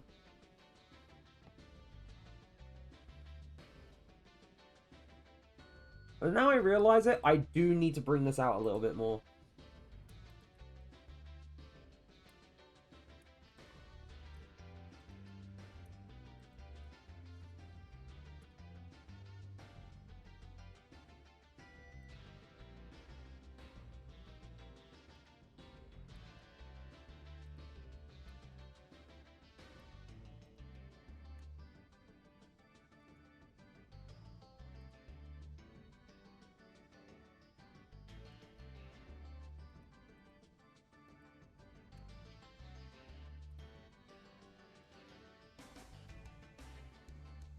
Also, lately,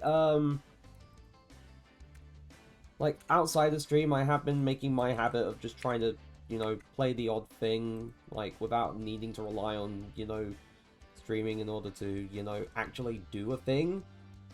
Because while I do enjoy, like, streaming things on the channel, I do just kind of enjoy just doing the odd thing, like, playing the odd thing without feeling like, maybe I could make a stream out of this. Because that's the way it should be, but for so long, I guess I pushed myself so far into the mindset of, you know, just having to make a playthrough or stream anything.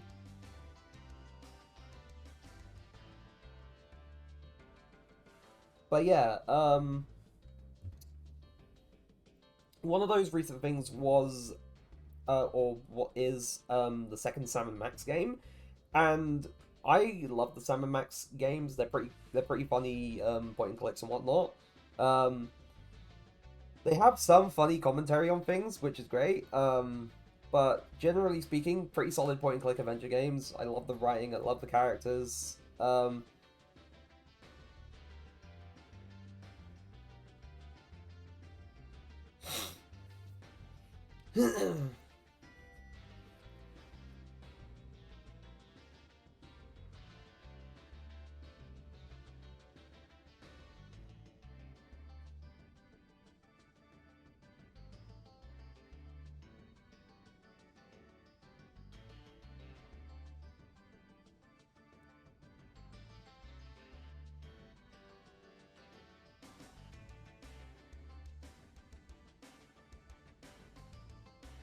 Right.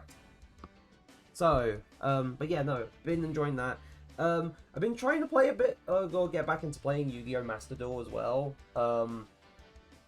Mostly at the behest of, Dragon, because she's been trying to get me and another friend into playing it again, and just, like, making decks based on, like, stuff from the anime and whatnot.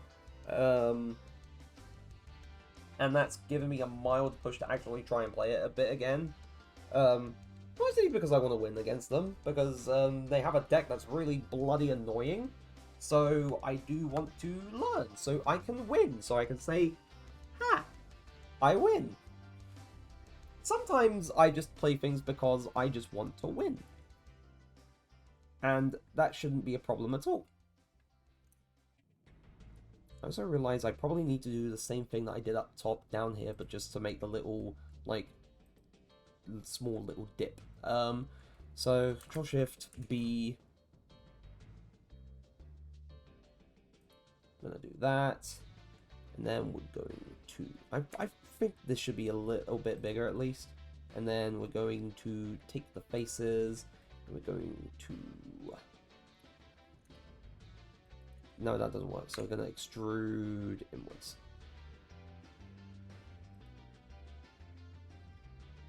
And that works. Right. So we have an apple. We have the shape of an apple. Now, looking at the apple without a leaf, trying to work out how to do the seams and whatnot is already looking a bit easier by comparison. So, especially if I was to do it like straight down the middle. So I'm going to go into the UV window. Go into edge select. Gonna mark seam. Oh wait, whoops. Mark seam.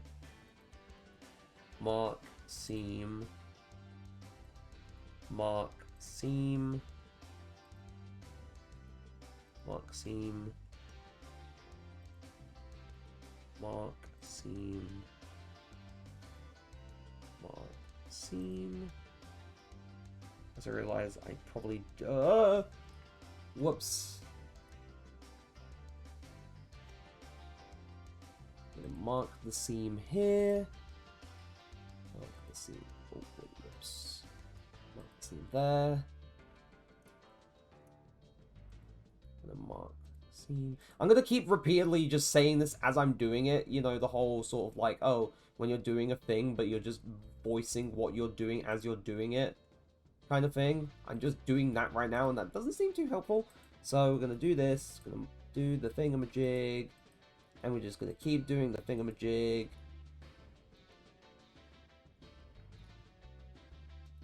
I forgot to mark a seam there. That would have been bad.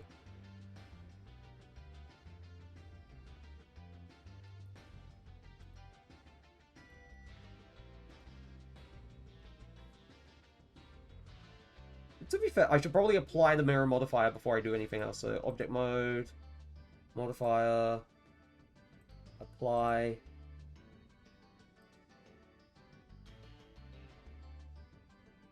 Edit mode. Alright, ad break starts in a few minutes, chat. So we've got the seam right down the middle. So if I click U unwrap, wait, if I select this object and I do U unwrap, that's how it ends up.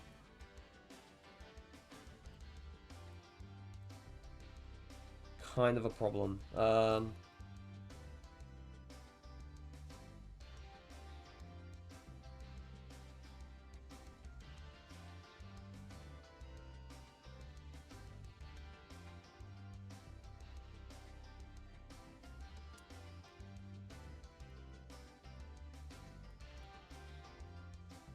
Can I unmark the seam? I can just undo it. Okay, so I think one thing that's good practice as well, I'm gonna go into here. Oh wait, no, I'm gonna go here, subdivide this.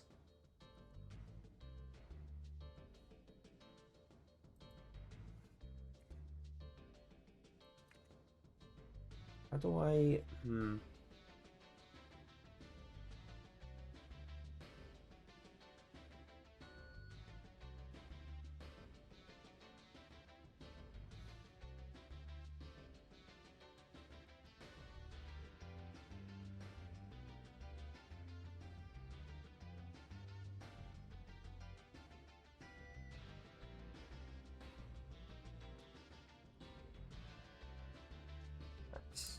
Ad break starts in about 1 minute, chat.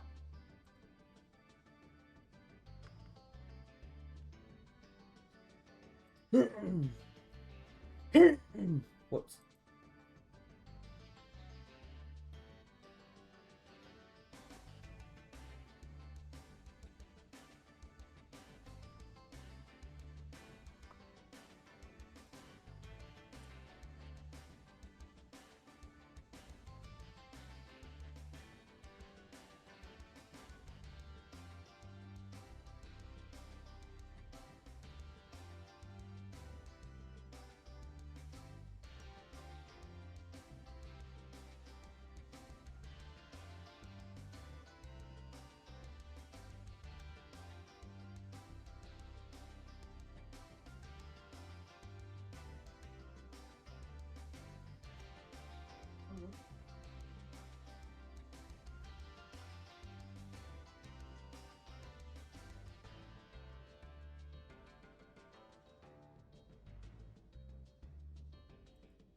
Alright, ad break starts. I'll be right back.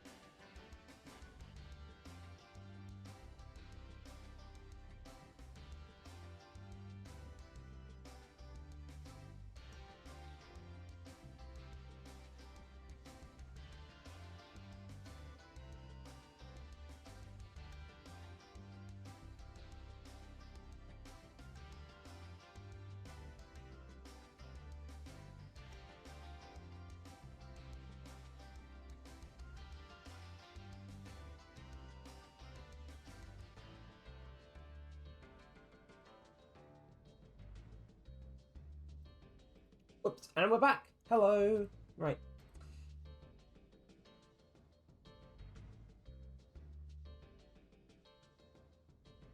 There was a thing I was thinking of, and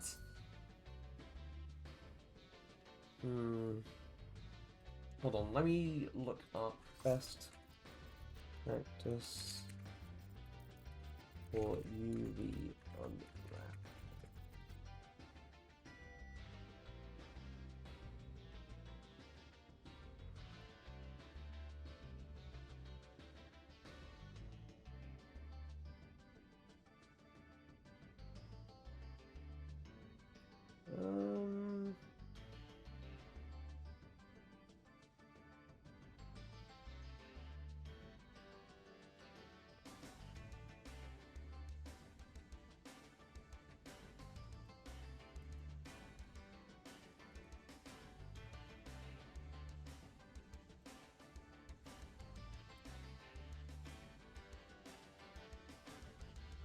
Hold on. Right. Wait, control. Why? Oh wait, no, I did stuff since I undid things. Damn it. Right, gonna have to do this all again. So, edge select. Mark. Oh wait. Mark seam. Mark. This is gonna... But it's trying to make sure that things are separated properly, which is kind of annoying. So, mark. Oh, hi, Mark. Whoops. Mark. Mark. Do this. I think I forgot that one on that side last time as well. I can't remember. I just can't remember. That went through my head like a bloody sieve. What the hell? Like, brain really said, let's just get rid of this, shall we? Right.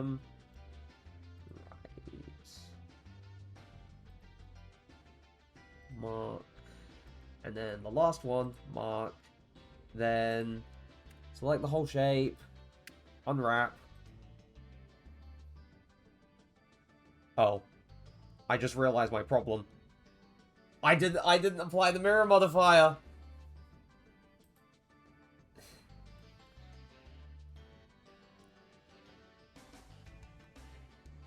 See, now I wonder if it would be better if I just did it so I'm gonna go into Calypt Studio. I'm gonna make another file. I'm gonna call this Apple Texture. And I'm gonna delete the paper, like last time.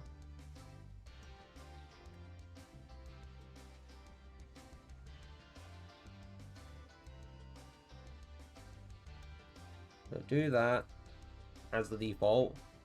I'm gonna have like a small, like a layer where it's darker, just like with the orange.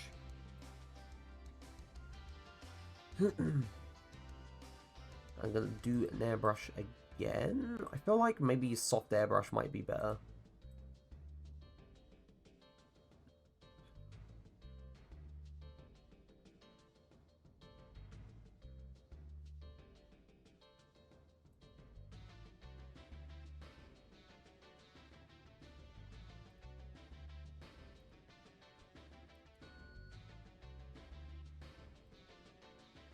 And then at the top,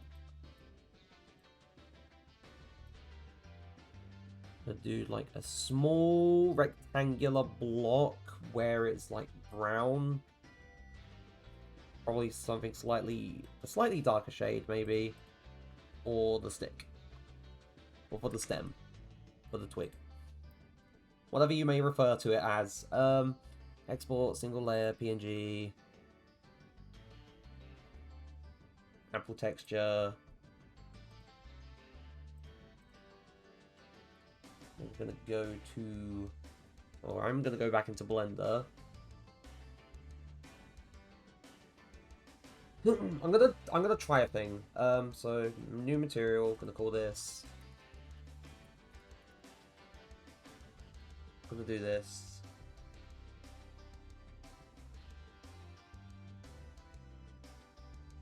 And we're gonna use nose, base color, image texture, open. I'm gonna go into let documents, Clip Studio.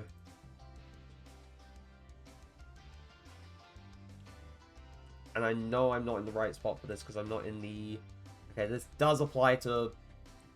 Okay, cool. We're gonna go into the UV editing. Rotate this.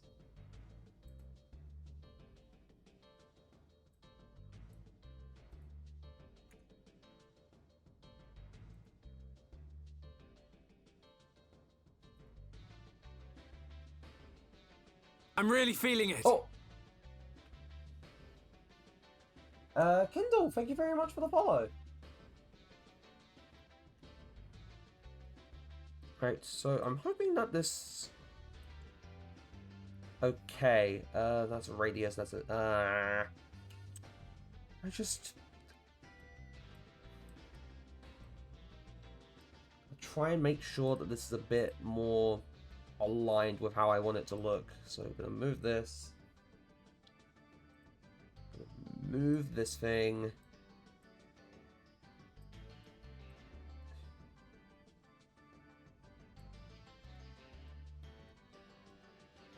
Right. I don't want it to be specular either, so whereas the... reduce the specularity, reduce the roughness. Don't want any sheen tint. Right.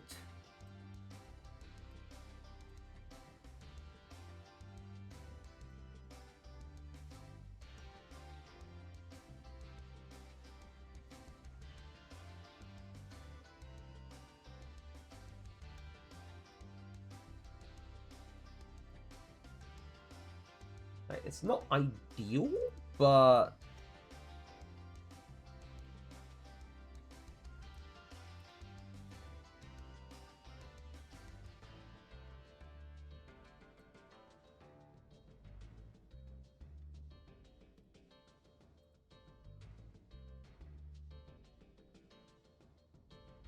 Right, select all again, because I feel like there's something I'm missing here.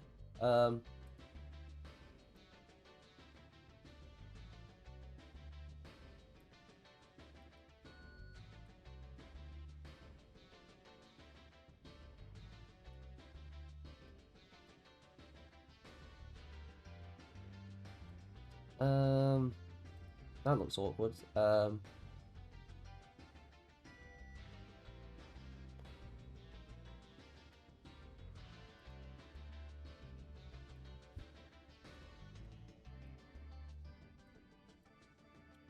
let's see.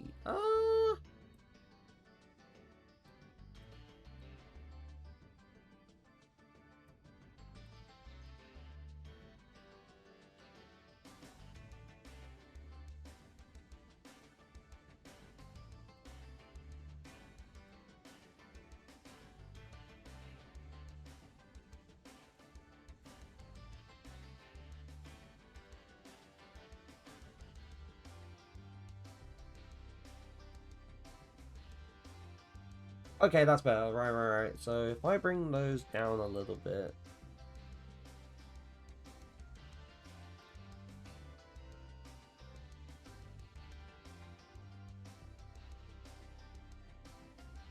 Getting there, it's still a bit messy in places, but...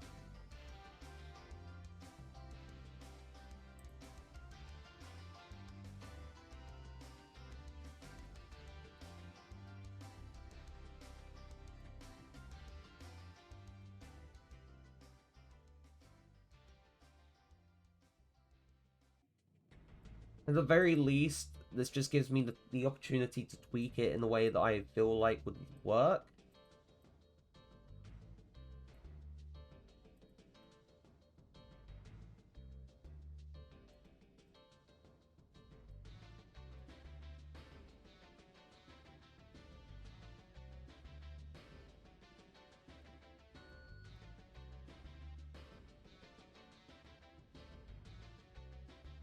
Now, with me and my little limited knowledge on doing this stuff and how it works, let me think.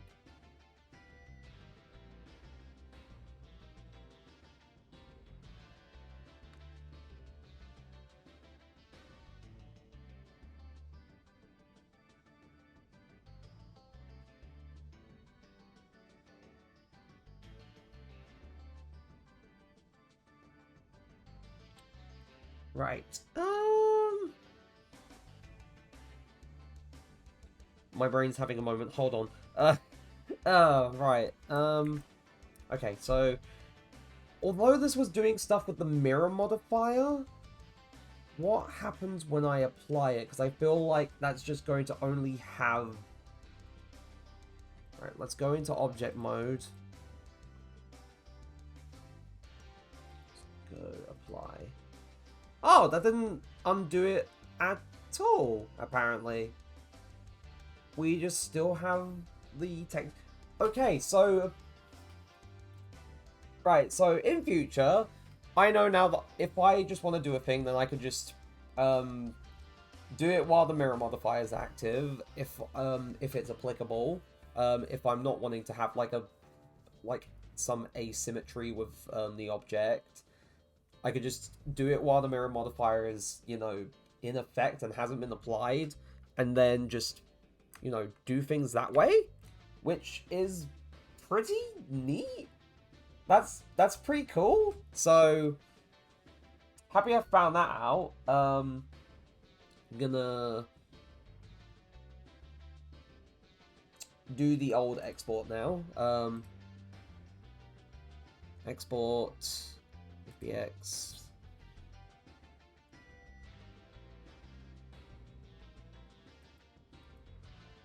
Oh wait, shit, I just realized. I kept saving over fruit base. To be fair, it wouldn't be that difficult to get this up again, but man, that's annoying. That is annoying. Ah. Right.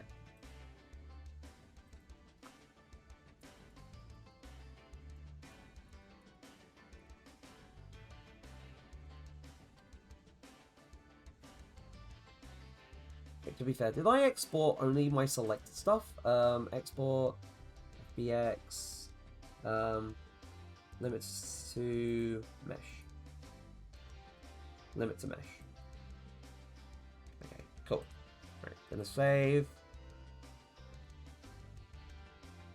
Now we're gonna go into the engine. Again, we're gonna go into fruit. I should probably throw like all the stuff related to the orange in its own little folder. So orange goes in here. Then we're gonna make a new folder, apple, and we're gonna import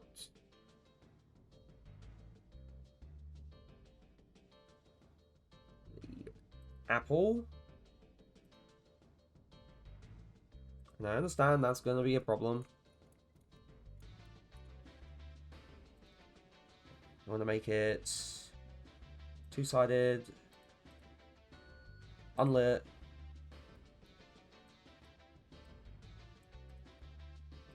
And I'm going to grab the material function for the PSX effect. And we're going to throw that in here. I don't know if what doing this does, if that does... I don't think it does anything. I think it's the out vertex position that I actually just need. Yeah, that's what it does.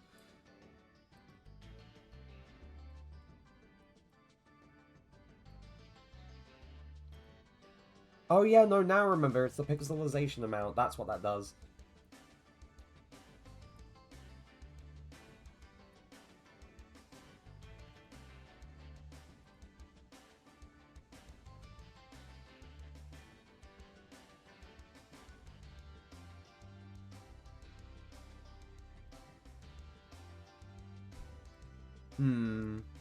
I'll look into tweaking, like, with some more of the shader stuff eventually. Right. So of course, if I'm going to bring this in, this is going to be huge.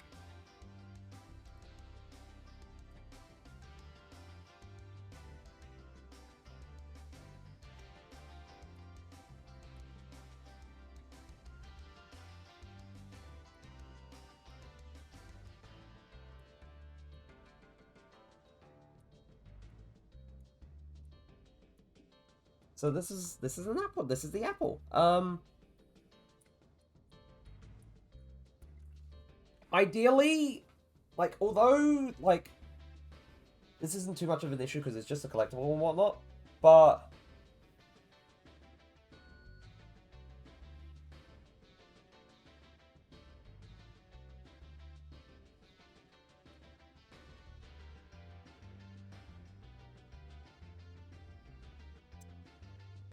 yeah, ideally, I would want to go back into the Blender files and shrink down the objects so that, I don't have to shrink the scale of, like, you know, the objects themselves when I, like, bring them into the engine. So, I'm gonna delete this, delete that, and I'm gonna save stuff because, you know, that's just there anyway. What I would want to do before I move on with anything, I'm gonna go into Blender. I'm gonna go into, I don't know if object mode is the place for, oh yeah, no, object mode is the place for it.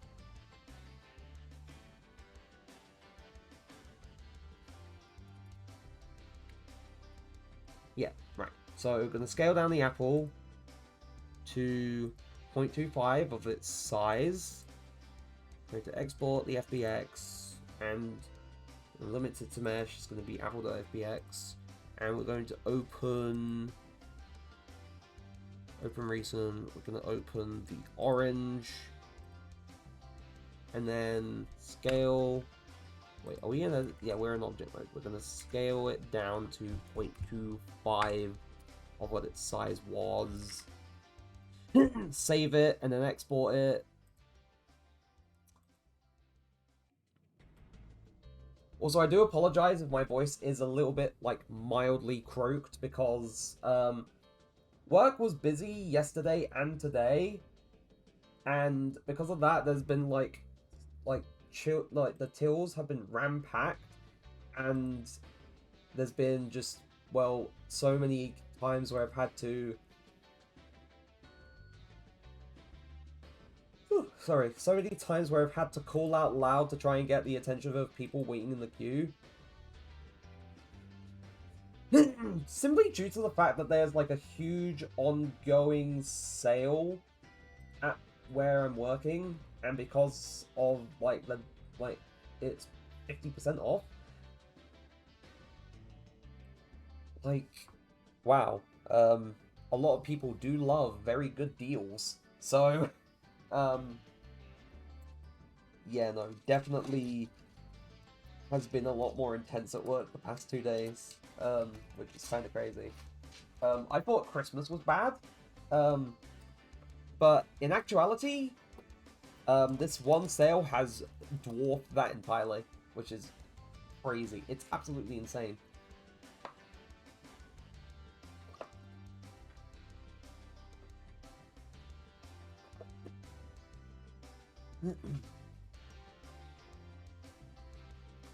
And then tomorrow and Tuesday and Wednesday, I have overtime shifts as well, which means, oh boy, those are going to be some long hours. But it'll be worth it. It'll be worth it for the extra pay.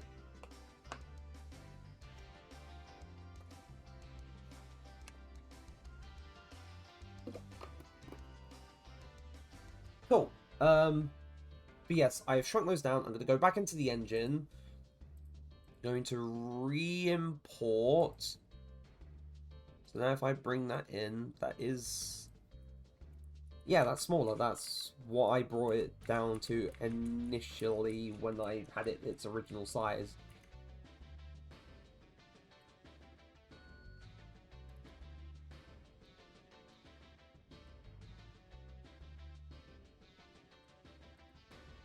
But now I have to wonder if I want it to be like 0.125 instead of 0.25.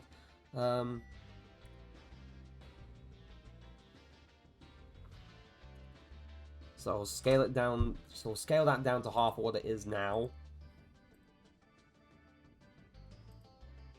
Because it doesn't do it like, oh, this is currently at 0.25 the scale. It does it relative to what its scale currently is. Oops, sorry about that. So we're going to open fruit base again, because that's the apple now. I'm going to scale it. Oh, whoops. We're going to go into layout. We're going to go select all in object mode. We're going to scale. I'm going to go 0.5. Just half it. Then we're going to export it again. Bring it to mesh. Call it apple. Export. And then that should be fine. And we're going to go to the engine again. I'm going to delete this from in the scene. Going to re-import. I don't know if... Oh wait, no, it doesn't. It doesn't mean I have to, you know, adjust the materials and stuff again, thank God.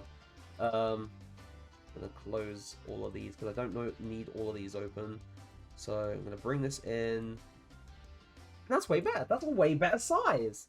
I like that. Cool. There's one thing unsaved, and I feel like that's to do with that. Yep. And then we've got orange peel, like the orange itself. I hadn't re-imported this the entire time because I was just testing with the apple. So now if I bring this here, yeah, it's roughly the same size. Wow, I like doing this stuff because.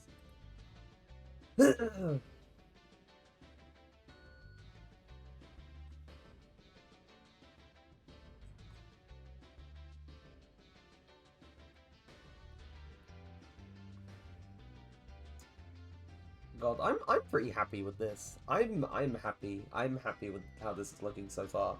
So going to screen snip quickly while so I can send thing to friends and say I made food.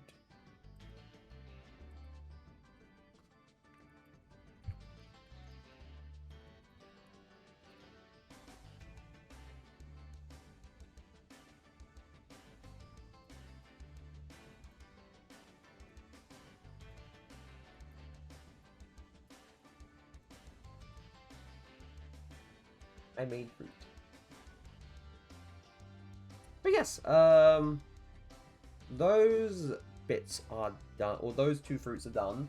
Next one I do want to make is a pear, though I am going to have to start off from scratch again because I saved over the bloody base fruit that I was using.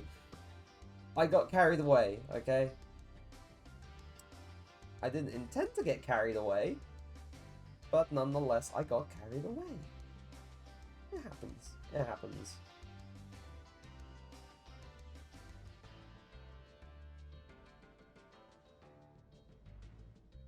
Also, there's so many annoying notifications to clear on my Discord. Right, so I'm gonna hop back into Blender again. Save. I may as well make another fruit base. So, new, general. Gonna get rid of the camera, get rid of the lighting, do what we did before, set up it in the same way as before. So we're going to go cube. Cube! Fuck's sake.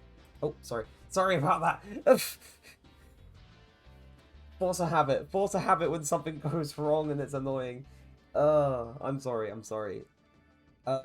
So yes, subdivide. And turn the smoothness to 1.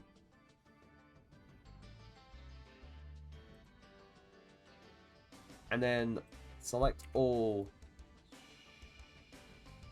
I can't. Oh wait, no. It's object mode, shade smooth, edit mode.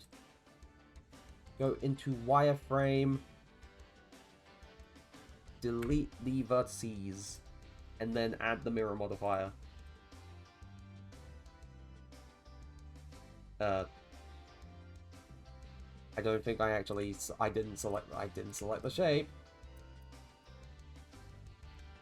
So select the shape. Mirror. Why is it not mirroring? Did I do it? Oh wait, no, I had it the wrong way. Whoops.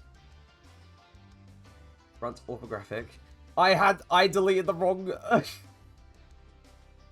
Whoops. Okay. Delete. Vertices. Oh, now it's mirrored properly. Or is it? I'll get rid of that. Add, mirror, turn on clipping, and that's all sorted now.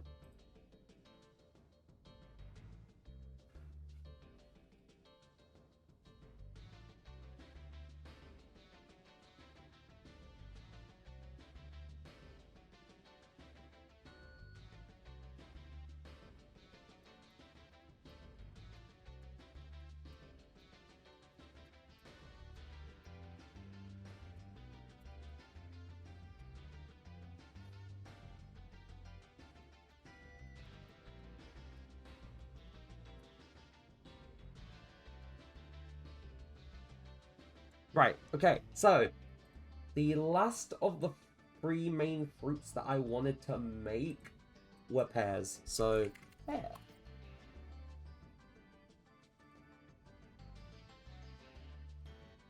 So, the very... Oh, wait. Before I do anything... No, wait, no, to be fair, I should probably actually model the pear and then scale it down.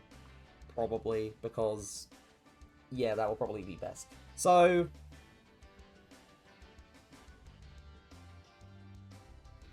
I'll model it with the scale as is because it will be easier to manage at the scale, but then I'll shrink it down to 0.125 times the size, so that it, you know, has a bit of a proper sense of scale within the game itself. So I'm going to use pair as a cross reference with the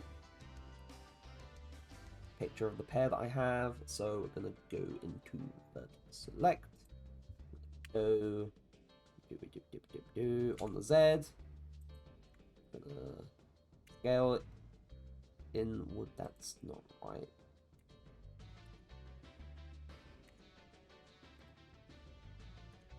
Oh wait, no, now I remember. It's because, never mind. Right, I'm gonna bring it in on the X just a little bit. And then I'm gonna bring it up on the Z just a tad.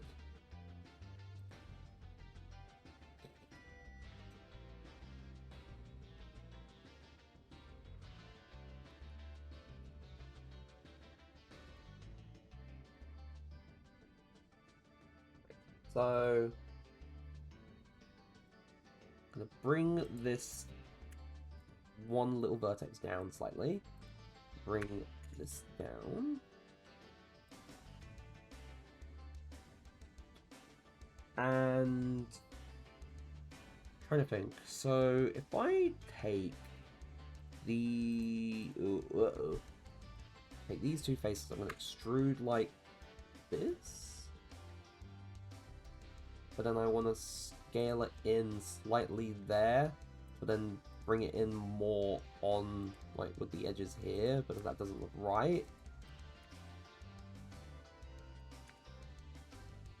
So bring it in on the X.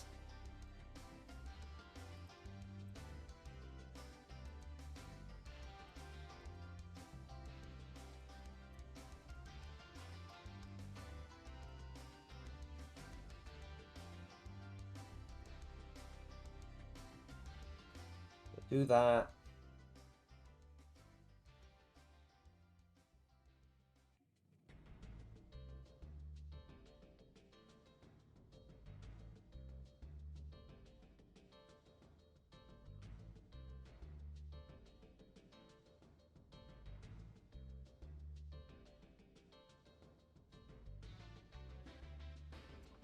And looking at it, it looks fine.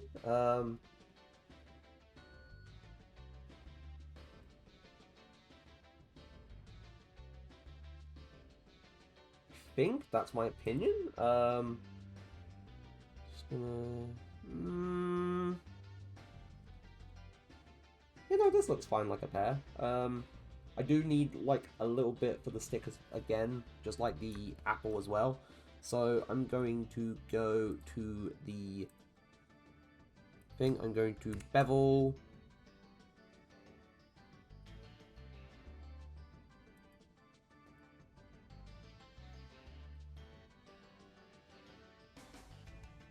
I'm going to take this face, I'm going to extrude here, I'm going to be fair, I could leave, like, the little stem like that. I like how that looks, actually. I like how that little stem looks, so I'm going to keep it like that, I think. I don't think it needs to change.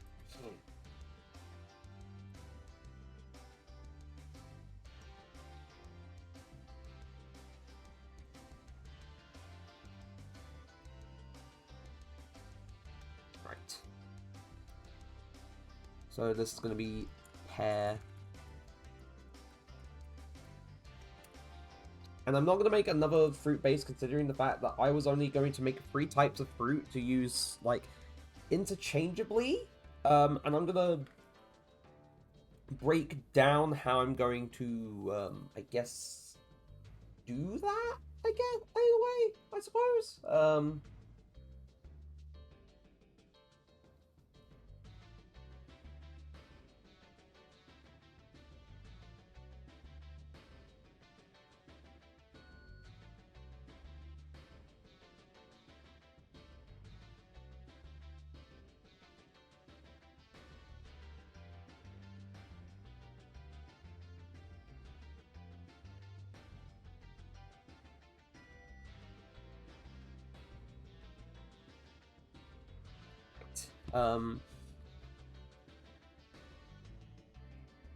Right, gonna go back into Clip Studio. We're gonna do the same thing as we've been doing for the other two. Yep, just a moment.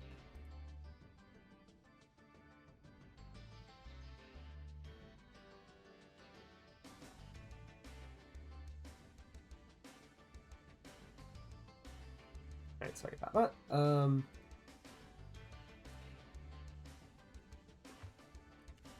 Hair texture is gonna be this next one. Get rid of the paper. Much like last time. Right, now I'm trying to debate. I feel like...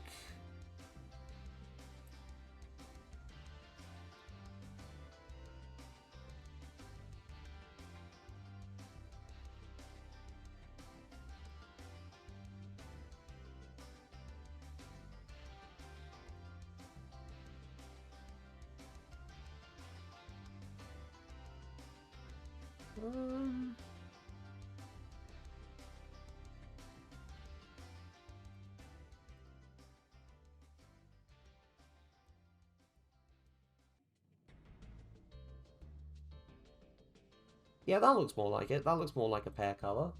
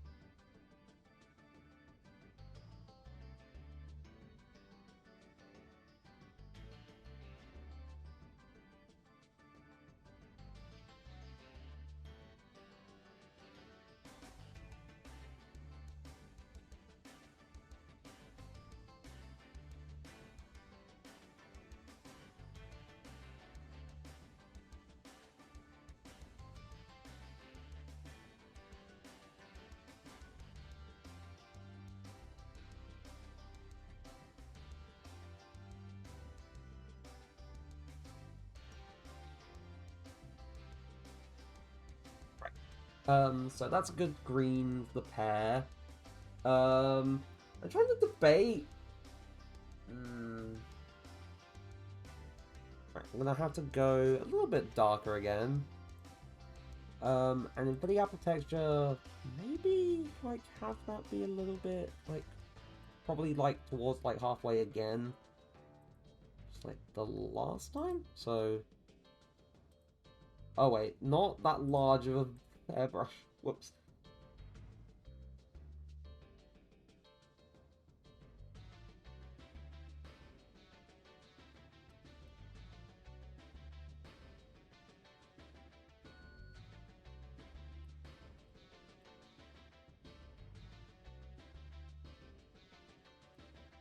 And then once again, I'm probably gonna dip into the apple texture and then do that there.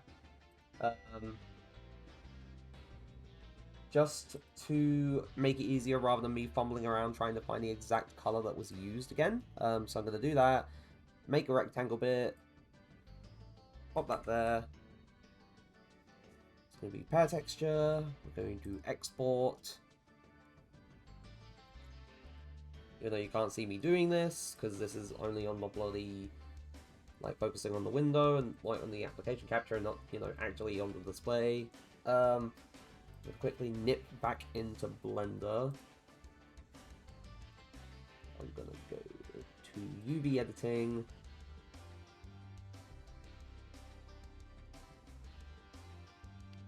And I'm going to do what I did the last time, so... So I'm gonna go mark. I'm gonna keep doing the same thing that we did the last time. I'm gonna mark along the thing, and then we're going to unwrap, and then we're going to bring in our material, or bring in our texture for the material. So, whoops, I did not mean to mark sharp.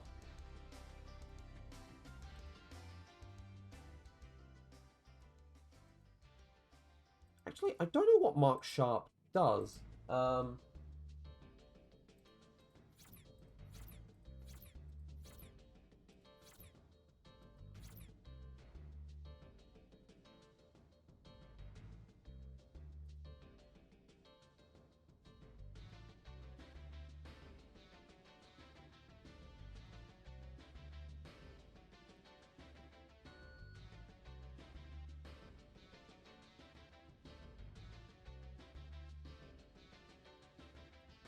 Let's see. Mark sharp. Right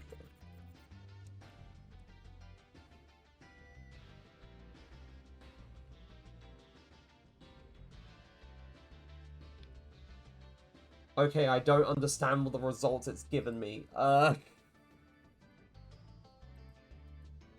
know there is the possibility of trying to understand things a bit more and learning more about, like, Blender in general.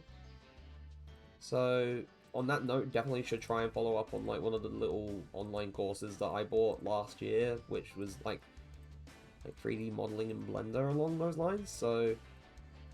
Right, cool. So we're gonna select all, then unwrap,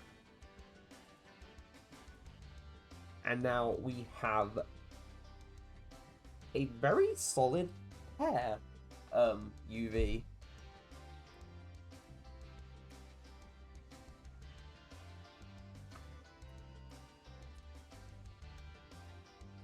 I'm gonna shrink that down. Like, in terms of the alignment and the shape, it's actually pretty good. So I'm gonna select all, add a material. This already has a material added. Whoops. I'm gonna call this pair texture.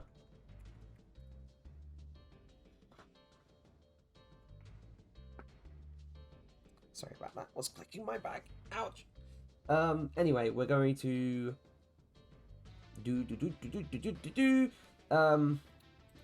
set it as an image texture.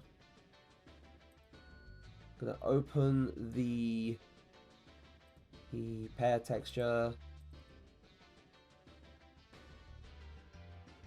And of course, we're not in the right material preview for this. We're here. And then of course, I want to, whoops.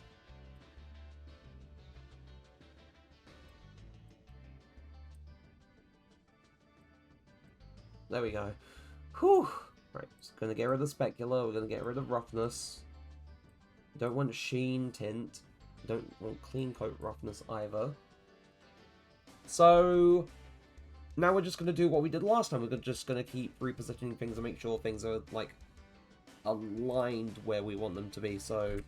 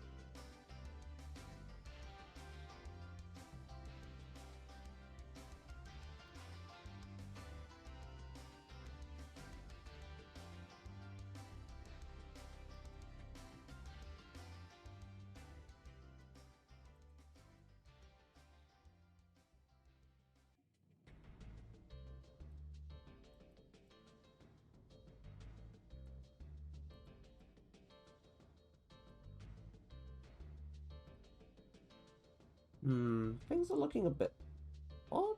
Like, it looks fine. No,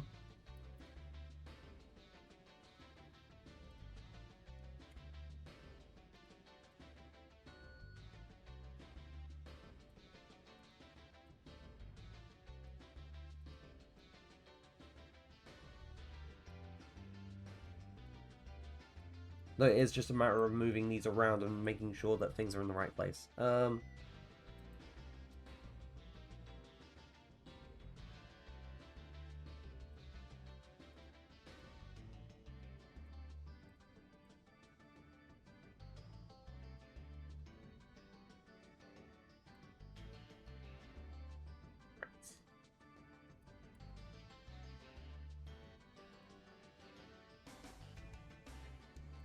Now, there should still, like...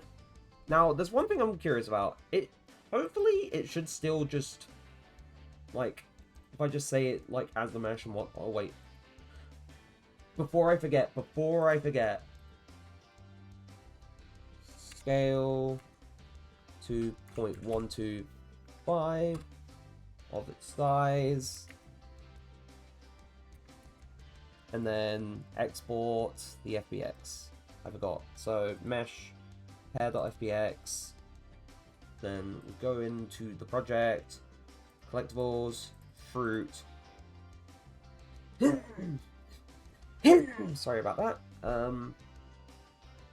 Import. Oh wait, I need to make the folder first. Pair. Bring the pair in. So pair.fbx.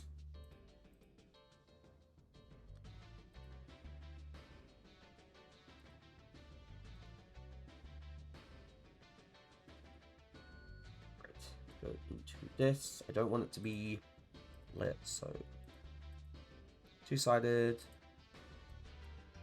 emissive color, and then I'm just gonna go grab the thing from the screw it, the orange peel texture, may as well. So I'm gonna grab this from here, throw it in there, the out vertex position for the well position offset. That's all sorted.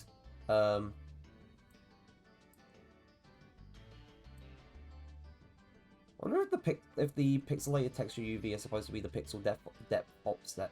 Offset. I wonder. I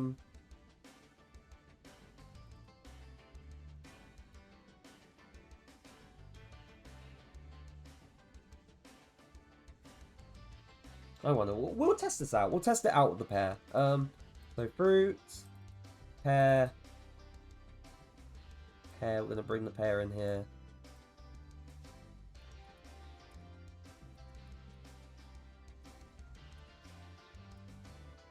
Hey, there we go.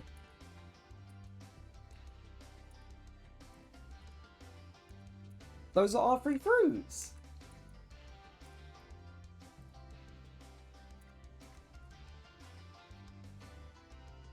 I'm pretty happy, even though they were like very simple to set up. I'm pretty happy with that. I'm super happy with that, actually. Like, wow, look at that. I did that.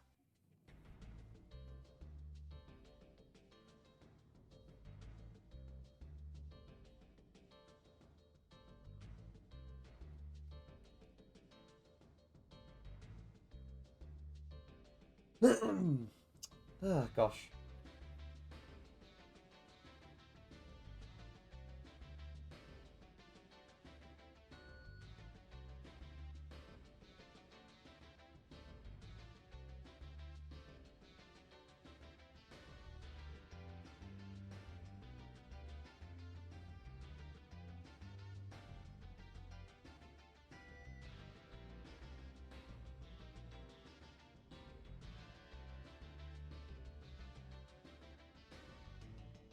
Right, so we've got our 3 fruits. Now,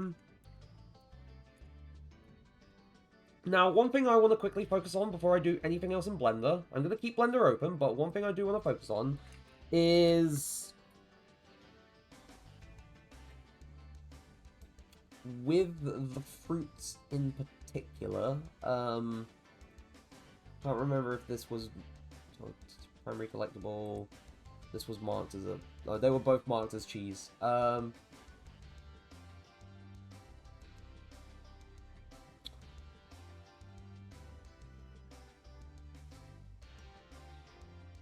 There's a thing that I'm...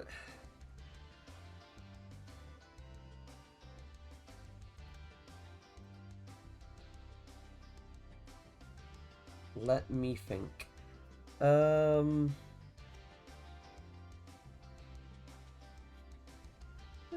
Let me think.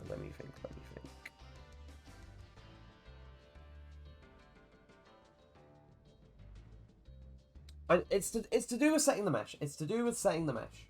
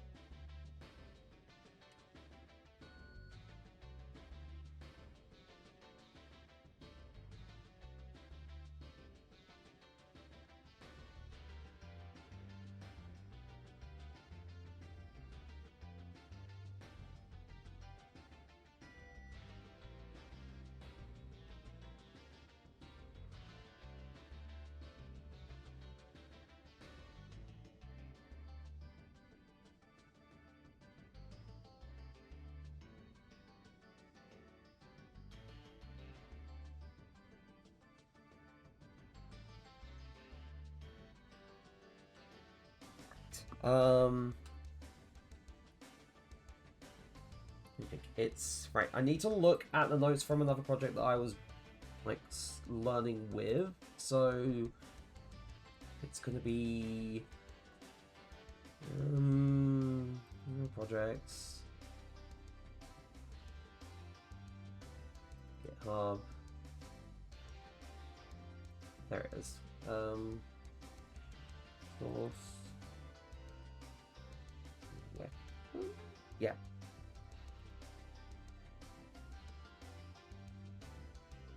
Right, I didn't mean to throw that there.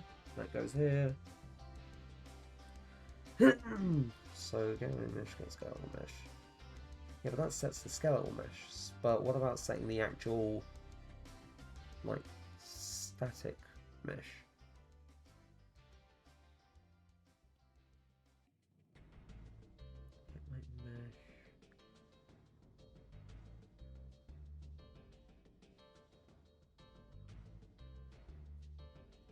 Let me think. It's in my brain somewhere. Get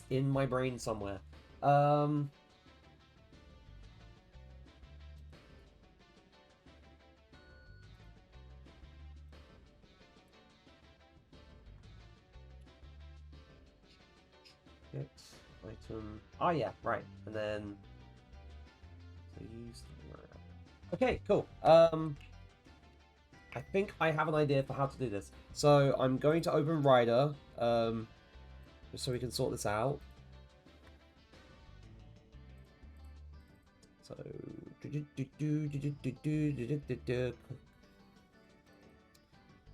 correction. That's where did I put the base collectible? It was a collectible base. Right. Because I wait for Rider to load up. And, well, we're just going to play it by ear. Okay? So,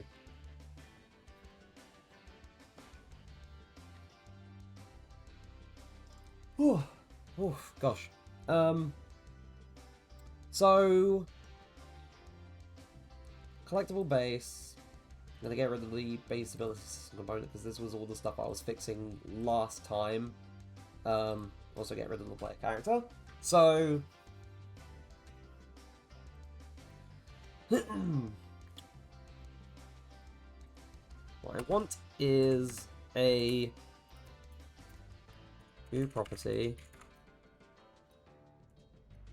Oh, why did you put the U property macro there? Gosh, it does it does this weird thing sometimes. I don't know why it does it.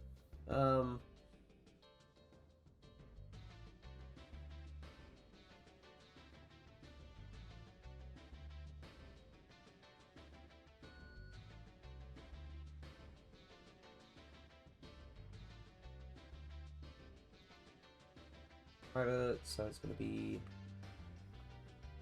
yeah, visible anywhere.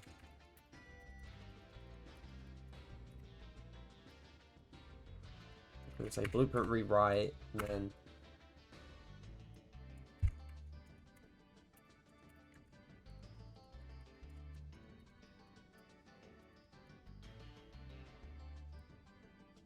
then meta equals allow private access equals true. Right. And then here I want to make this a view static mesh component pointer, and this is going to be called collectible mesh.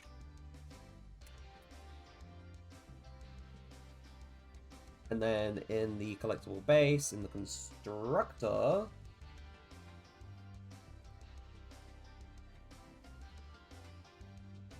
going to say collectible mesh equals create default subobject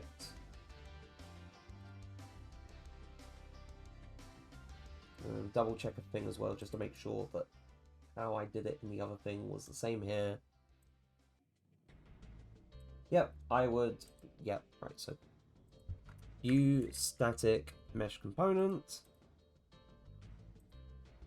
God, I'm getting so many, like, oh, ad break starts in a few minutes. I'm getting so many windows open that it's kind of hard to concentrate with my brain.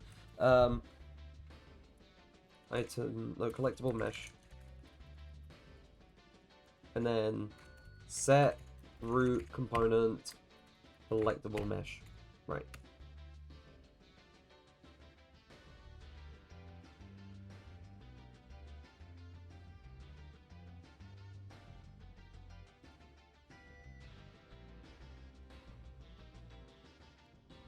Now I remember, E collectible types was collectible type.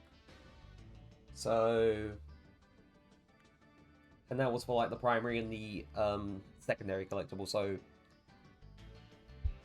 basically cheese and then the fruits. Okay, so that was one change that I was making. I'm going to close the engine. I'm going to save everything, close the engine, so I can recompile this. So, going to recompile.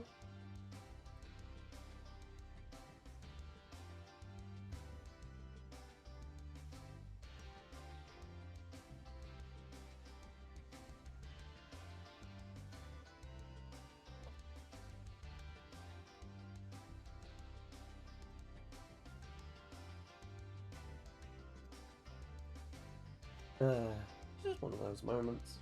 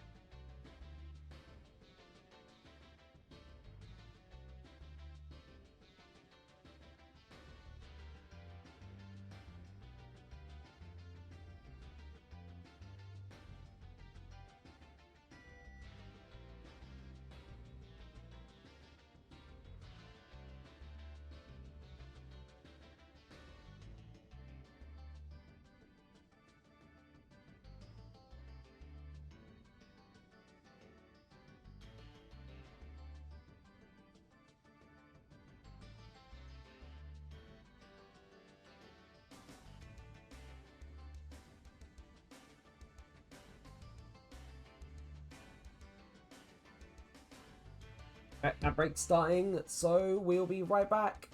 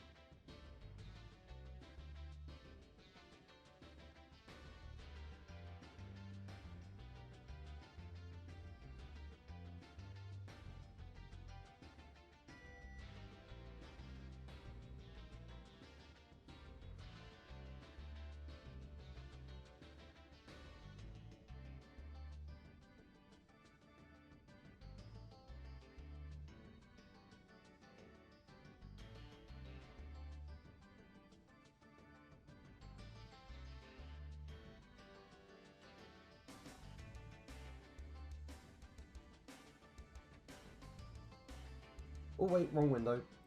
Right, we're back. The engine's open now, so the thing I was hoping to do. Oh wait, there was another thing I forgot. Right, whoops, sorry about that. There was a second part of this that I forgot. With not just that, but also I need a force in line, too. So force in line. Use static mesh component pointer, get collectible mesh const, and then return collectible mesh, and then recompile again.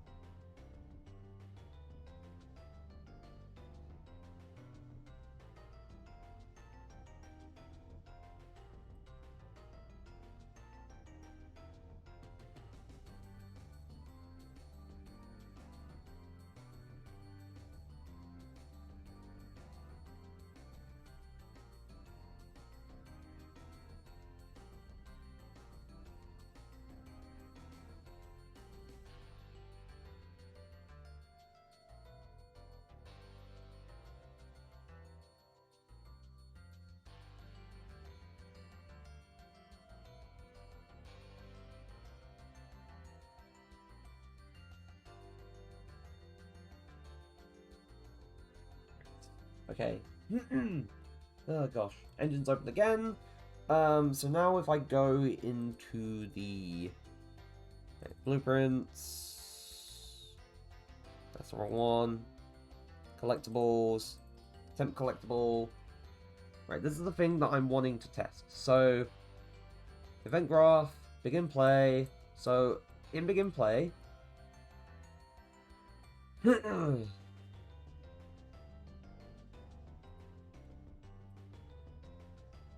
this is the thing I need to do.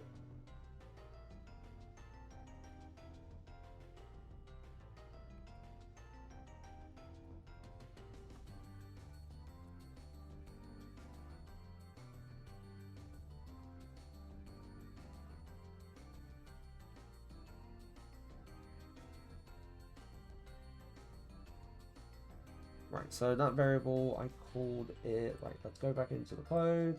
In the code, I called that one variable. Oh wait, I need to do get collectible type. Right, I forgot. There was an actual variable that I did for this. Cool.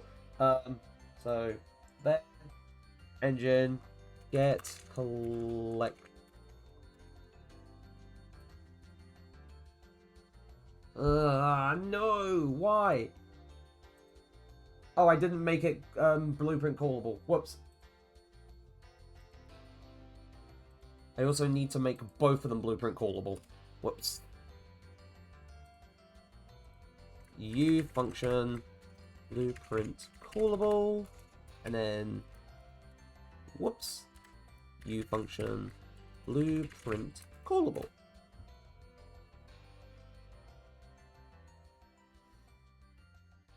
And then recompile once again.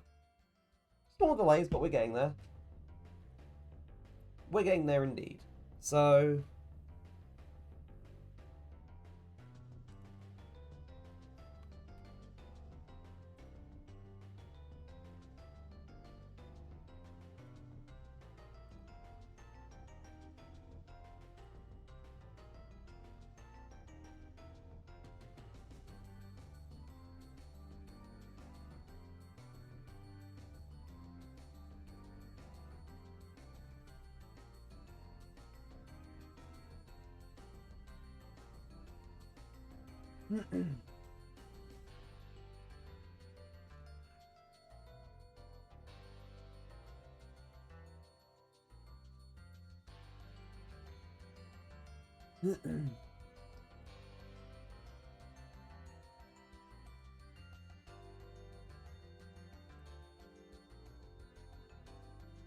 okay, that is all recompiled. Cool. So now when we go back into the collectible, third time's the charm. Begin play. So get collectible pipe.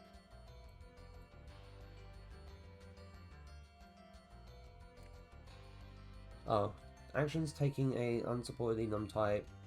Enum size is larger than the what? So UE5.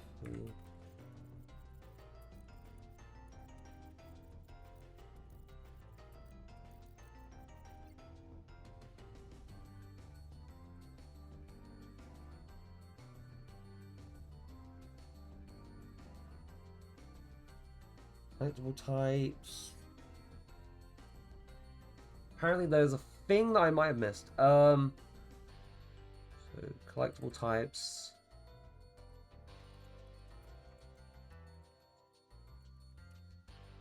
Okay, that might be why, because apparently in order for enums to be considered compatible with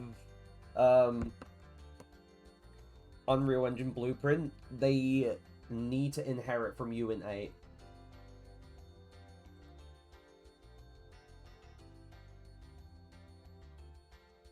So, another change that we need to make, which I was not entirely privy to, but hey, we're getting there.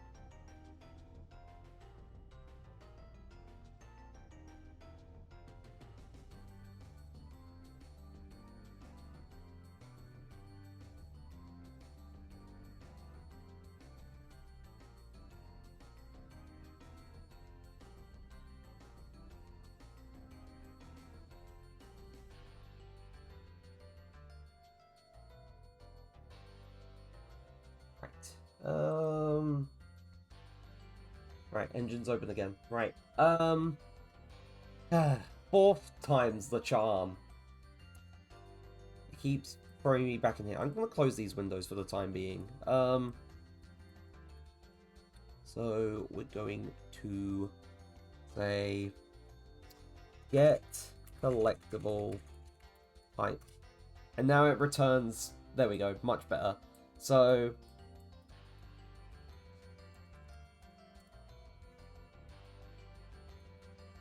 so we're going to switch on collectible types. We're going to do this basically similar ways for both the primary and the secondary, but the main thing I want to focus on is the secondary. So I'm going to make in here a variable. It's going to be called fruit meshes.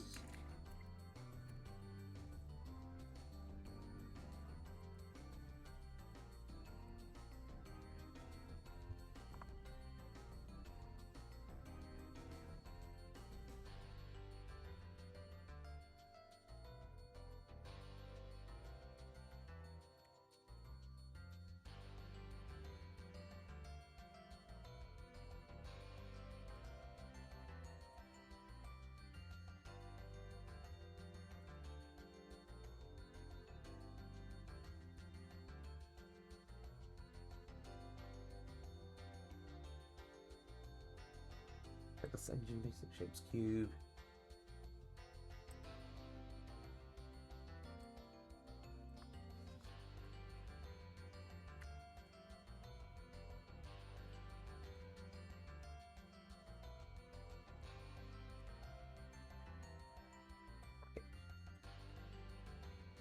Gonna get rid of that.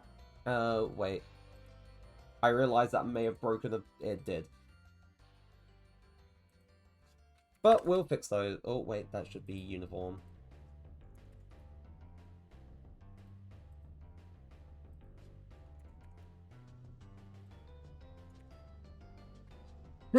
So, I'll fix those things within these two methods, but you know what? I'll do it now. I'll do it now.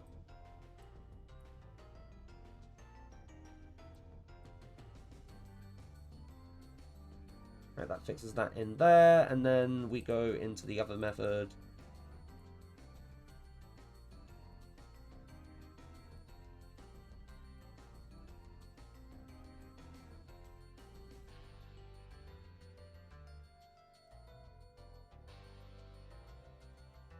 There we go. Right.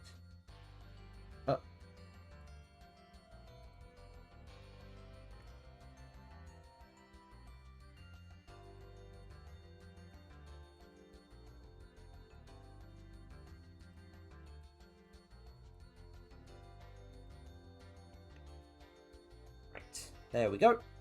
So those little errors are fixed because they were important. To make variable called fruit meshes, static. Whoops.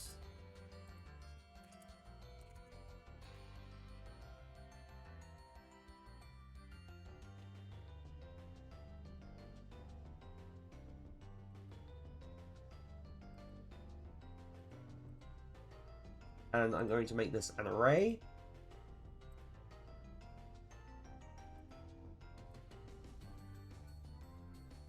Let's throw apple in there. Pear. And then I'm going to throw orange in there as well. So our three little meshes that we just made. So the next thing that I'm going to do with this is just going to be a very simple thing.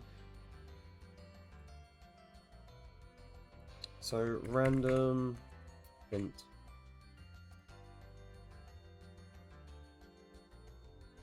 0 and max -1, so max would be 3. So max -1 will give us 2, which is what we want. So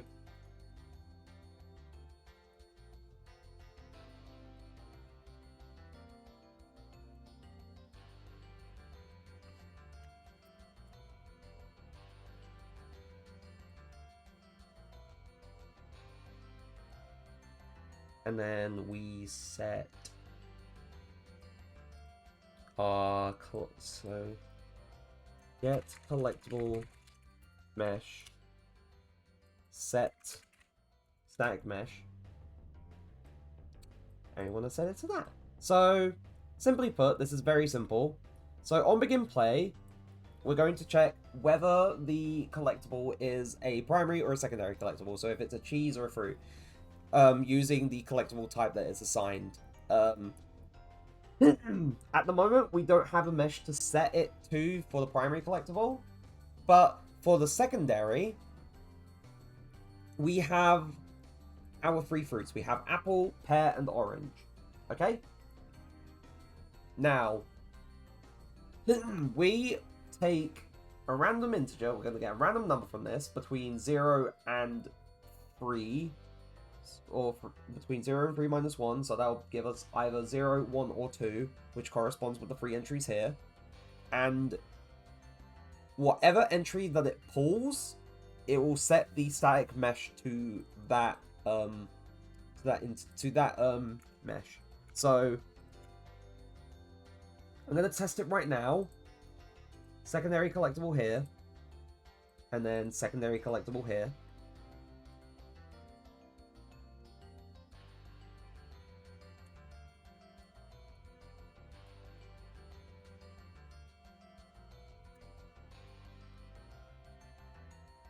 However, there is also a thing that I also need to be. I completely forgot about this one thing. Also, collectible mesh should probably be set to a scale of 1, because that's also rescaling the fruit models too. So if I check that now.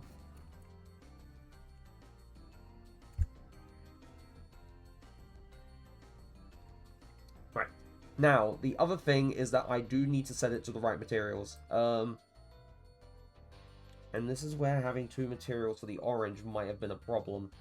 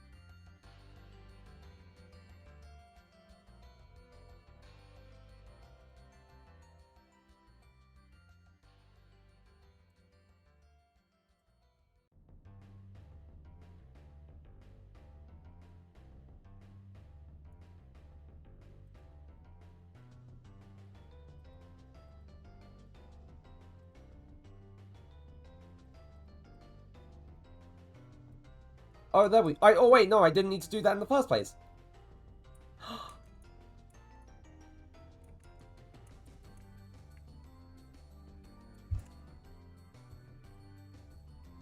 And then every single time we run play, they randomize, mostly. Yeah.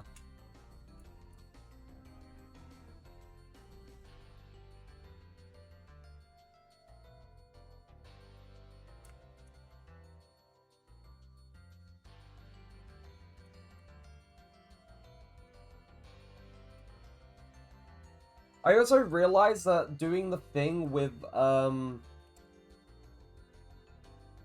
the pixelation amount might be causing something weird to go on with the stem for the pear as it's rotating, which is kind of funny. Gosh.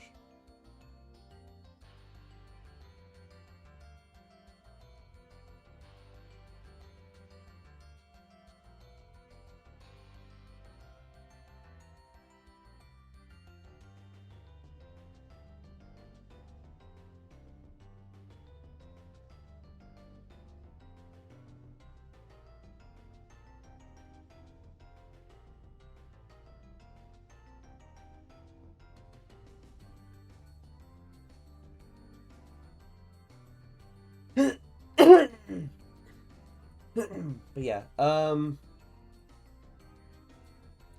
I didn't need to do anything with the, like, trying to assign the bloody material. I just needed to set it to its default, and that sorts it. So... Oh yeah, no, pear, where is... models, collectibles, fruit, pear texture. If I get rid of the pixelated texture for the pixelation amount, and then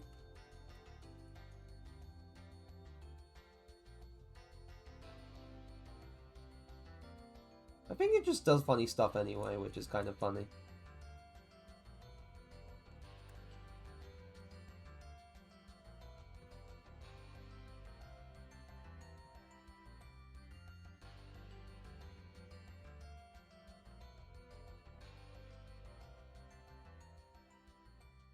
Right. So now that I've done that, I'm gonna go back into Blender. I'm pretty happy with the fruits that I made. The fruits of my labor. Right. And now, one more. New general. Make this. Oh, get rid of this, get rid of that. Now, I'm going to do something different. I'm going to... What happens if I make... That's a circle, not a sphere. I did it again. We're going to make a sphere. That's a UV sphere, not an icosphere.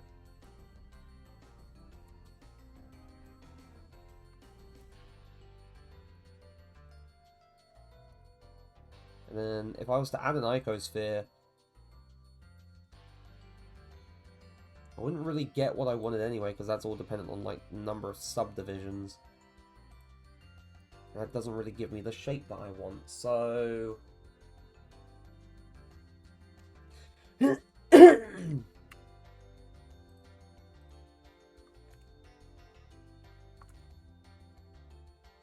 So, we're gonna add a... cube. I'm gonna go into edit mode. We're not gonna subdivide it. We don't need to subdivide it. Though, actually, it may be worth subdividing. Or add a loop cut. I can add a loop cut. So, Control R, add a loop cut. I'm gonna throw that down there. Add it to the middle. I'm gonna get rid of this. So, delete vertices. And we're going to add a mirror modifier.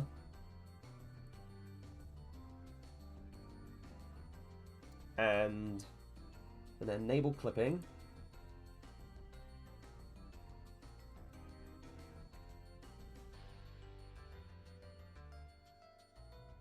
Throw that there.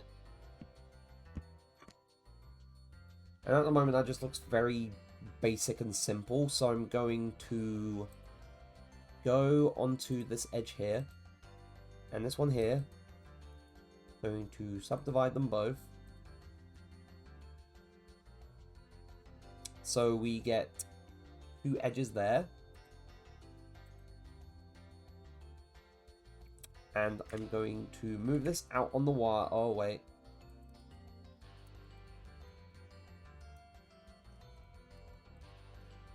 I'm going to move these out on the Y.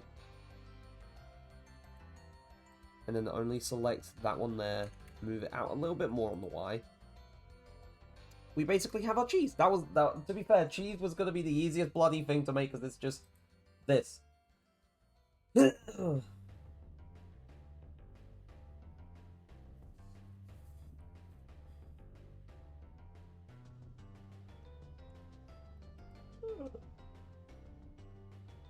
Gosh.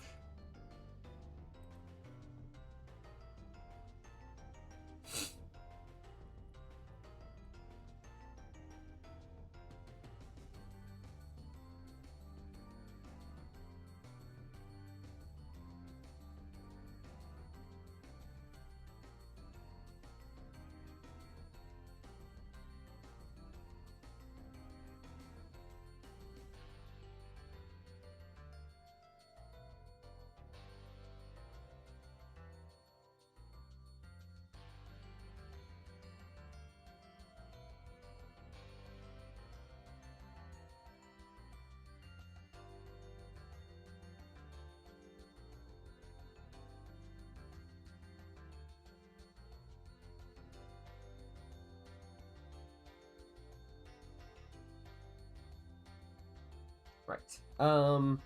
So go into the UV editing tab. Like I said, easiest thing ever. Gonna do the same as last time. Gonna mark the seam along the middle. Mark seam. This is literally like probably the easiest case of marking the seam for a UV unwrap that I've had to do today. So I'm gonna select all. Gonna unwrap. Oh. Okay, never mind.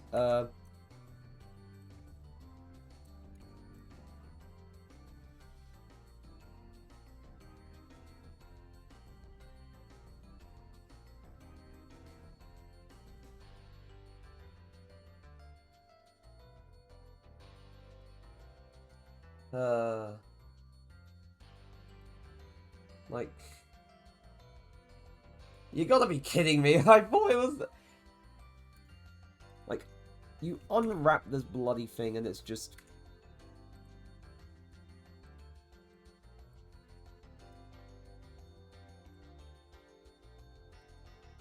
And at the moment, I can't tell because I don't have a proper texture cooked up for it yet. So we're going to make one. We're going to quickly cook up a cheese texture.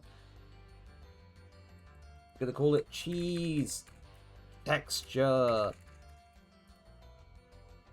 And we're going to delete the paper again because screw the paper. I'm going to throw it in like, I believe this color works. Yeah, this color works. And then it's going to be...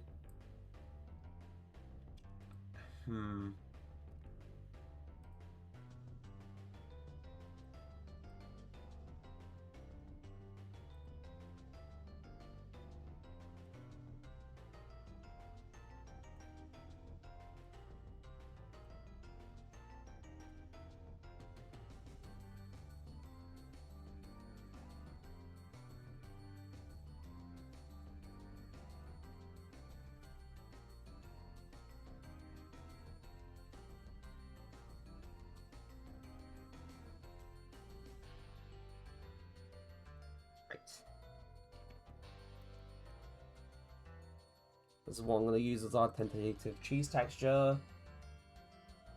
And looking at all of these, while they are good, they are not going to be the final textures, so I could always go back, run another pass over all of them, and then, you know, make changes, make adjustments where I feel like it would look better in places, and then just sort of go from there.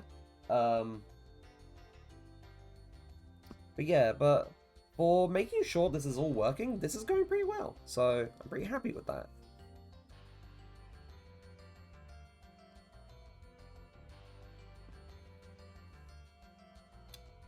So, I'm going to export it again.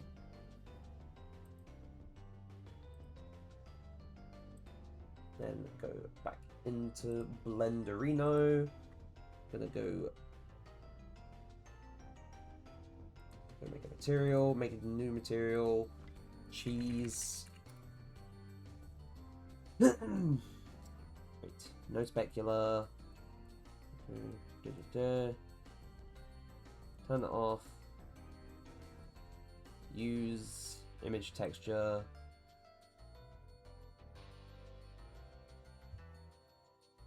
Documents.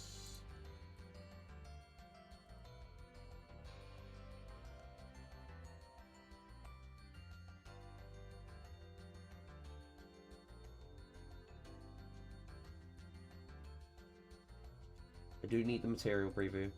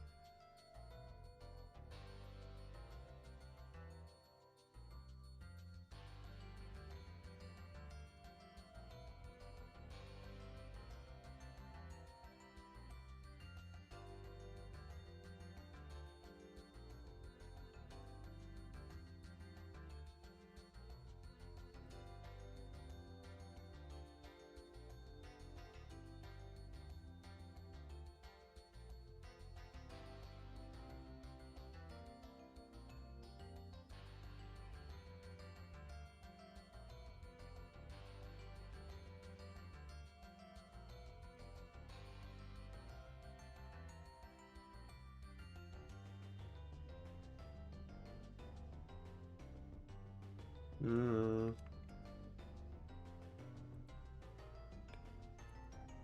I think for the sake of making sure this is done,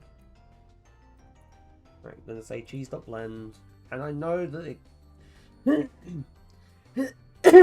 definitely could look better.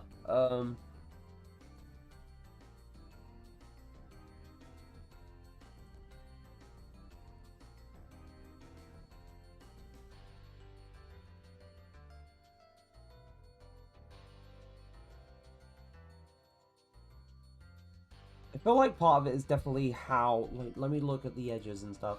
Yeah, no, I definitely should have subdivided and added edges to, like, these parts as well. I think I'm gonna leave that for another time. Because I am getting pretty tired. Today's been a long day at work, and tomorrow's gonna be another long day for, like, overtime stuff. So I'm gonna call things there. So to people who showed up and everyone watching things back, whether it's here on Twitch or on YouTube, depending on when you're watching this, thank you ever so much for being here. I really appreciate it. Tomorrow, I'm planning on streaming Fortnite, because the new OG Chapter 1 Season 2 just started a few days ago. And I want to give things a look. Hopefully with Heater, if he's feeling up to it. It depends on whether or not he's, like, feeling any better, because he hasn't been too well lately. So, if not, then I'll be giving it a look-see by myself. But, yeah, but I will be doing that tomorrow. But thank you ever so much. Really appreciate it. And as always, I'll see you all in the next one. Bye-bye!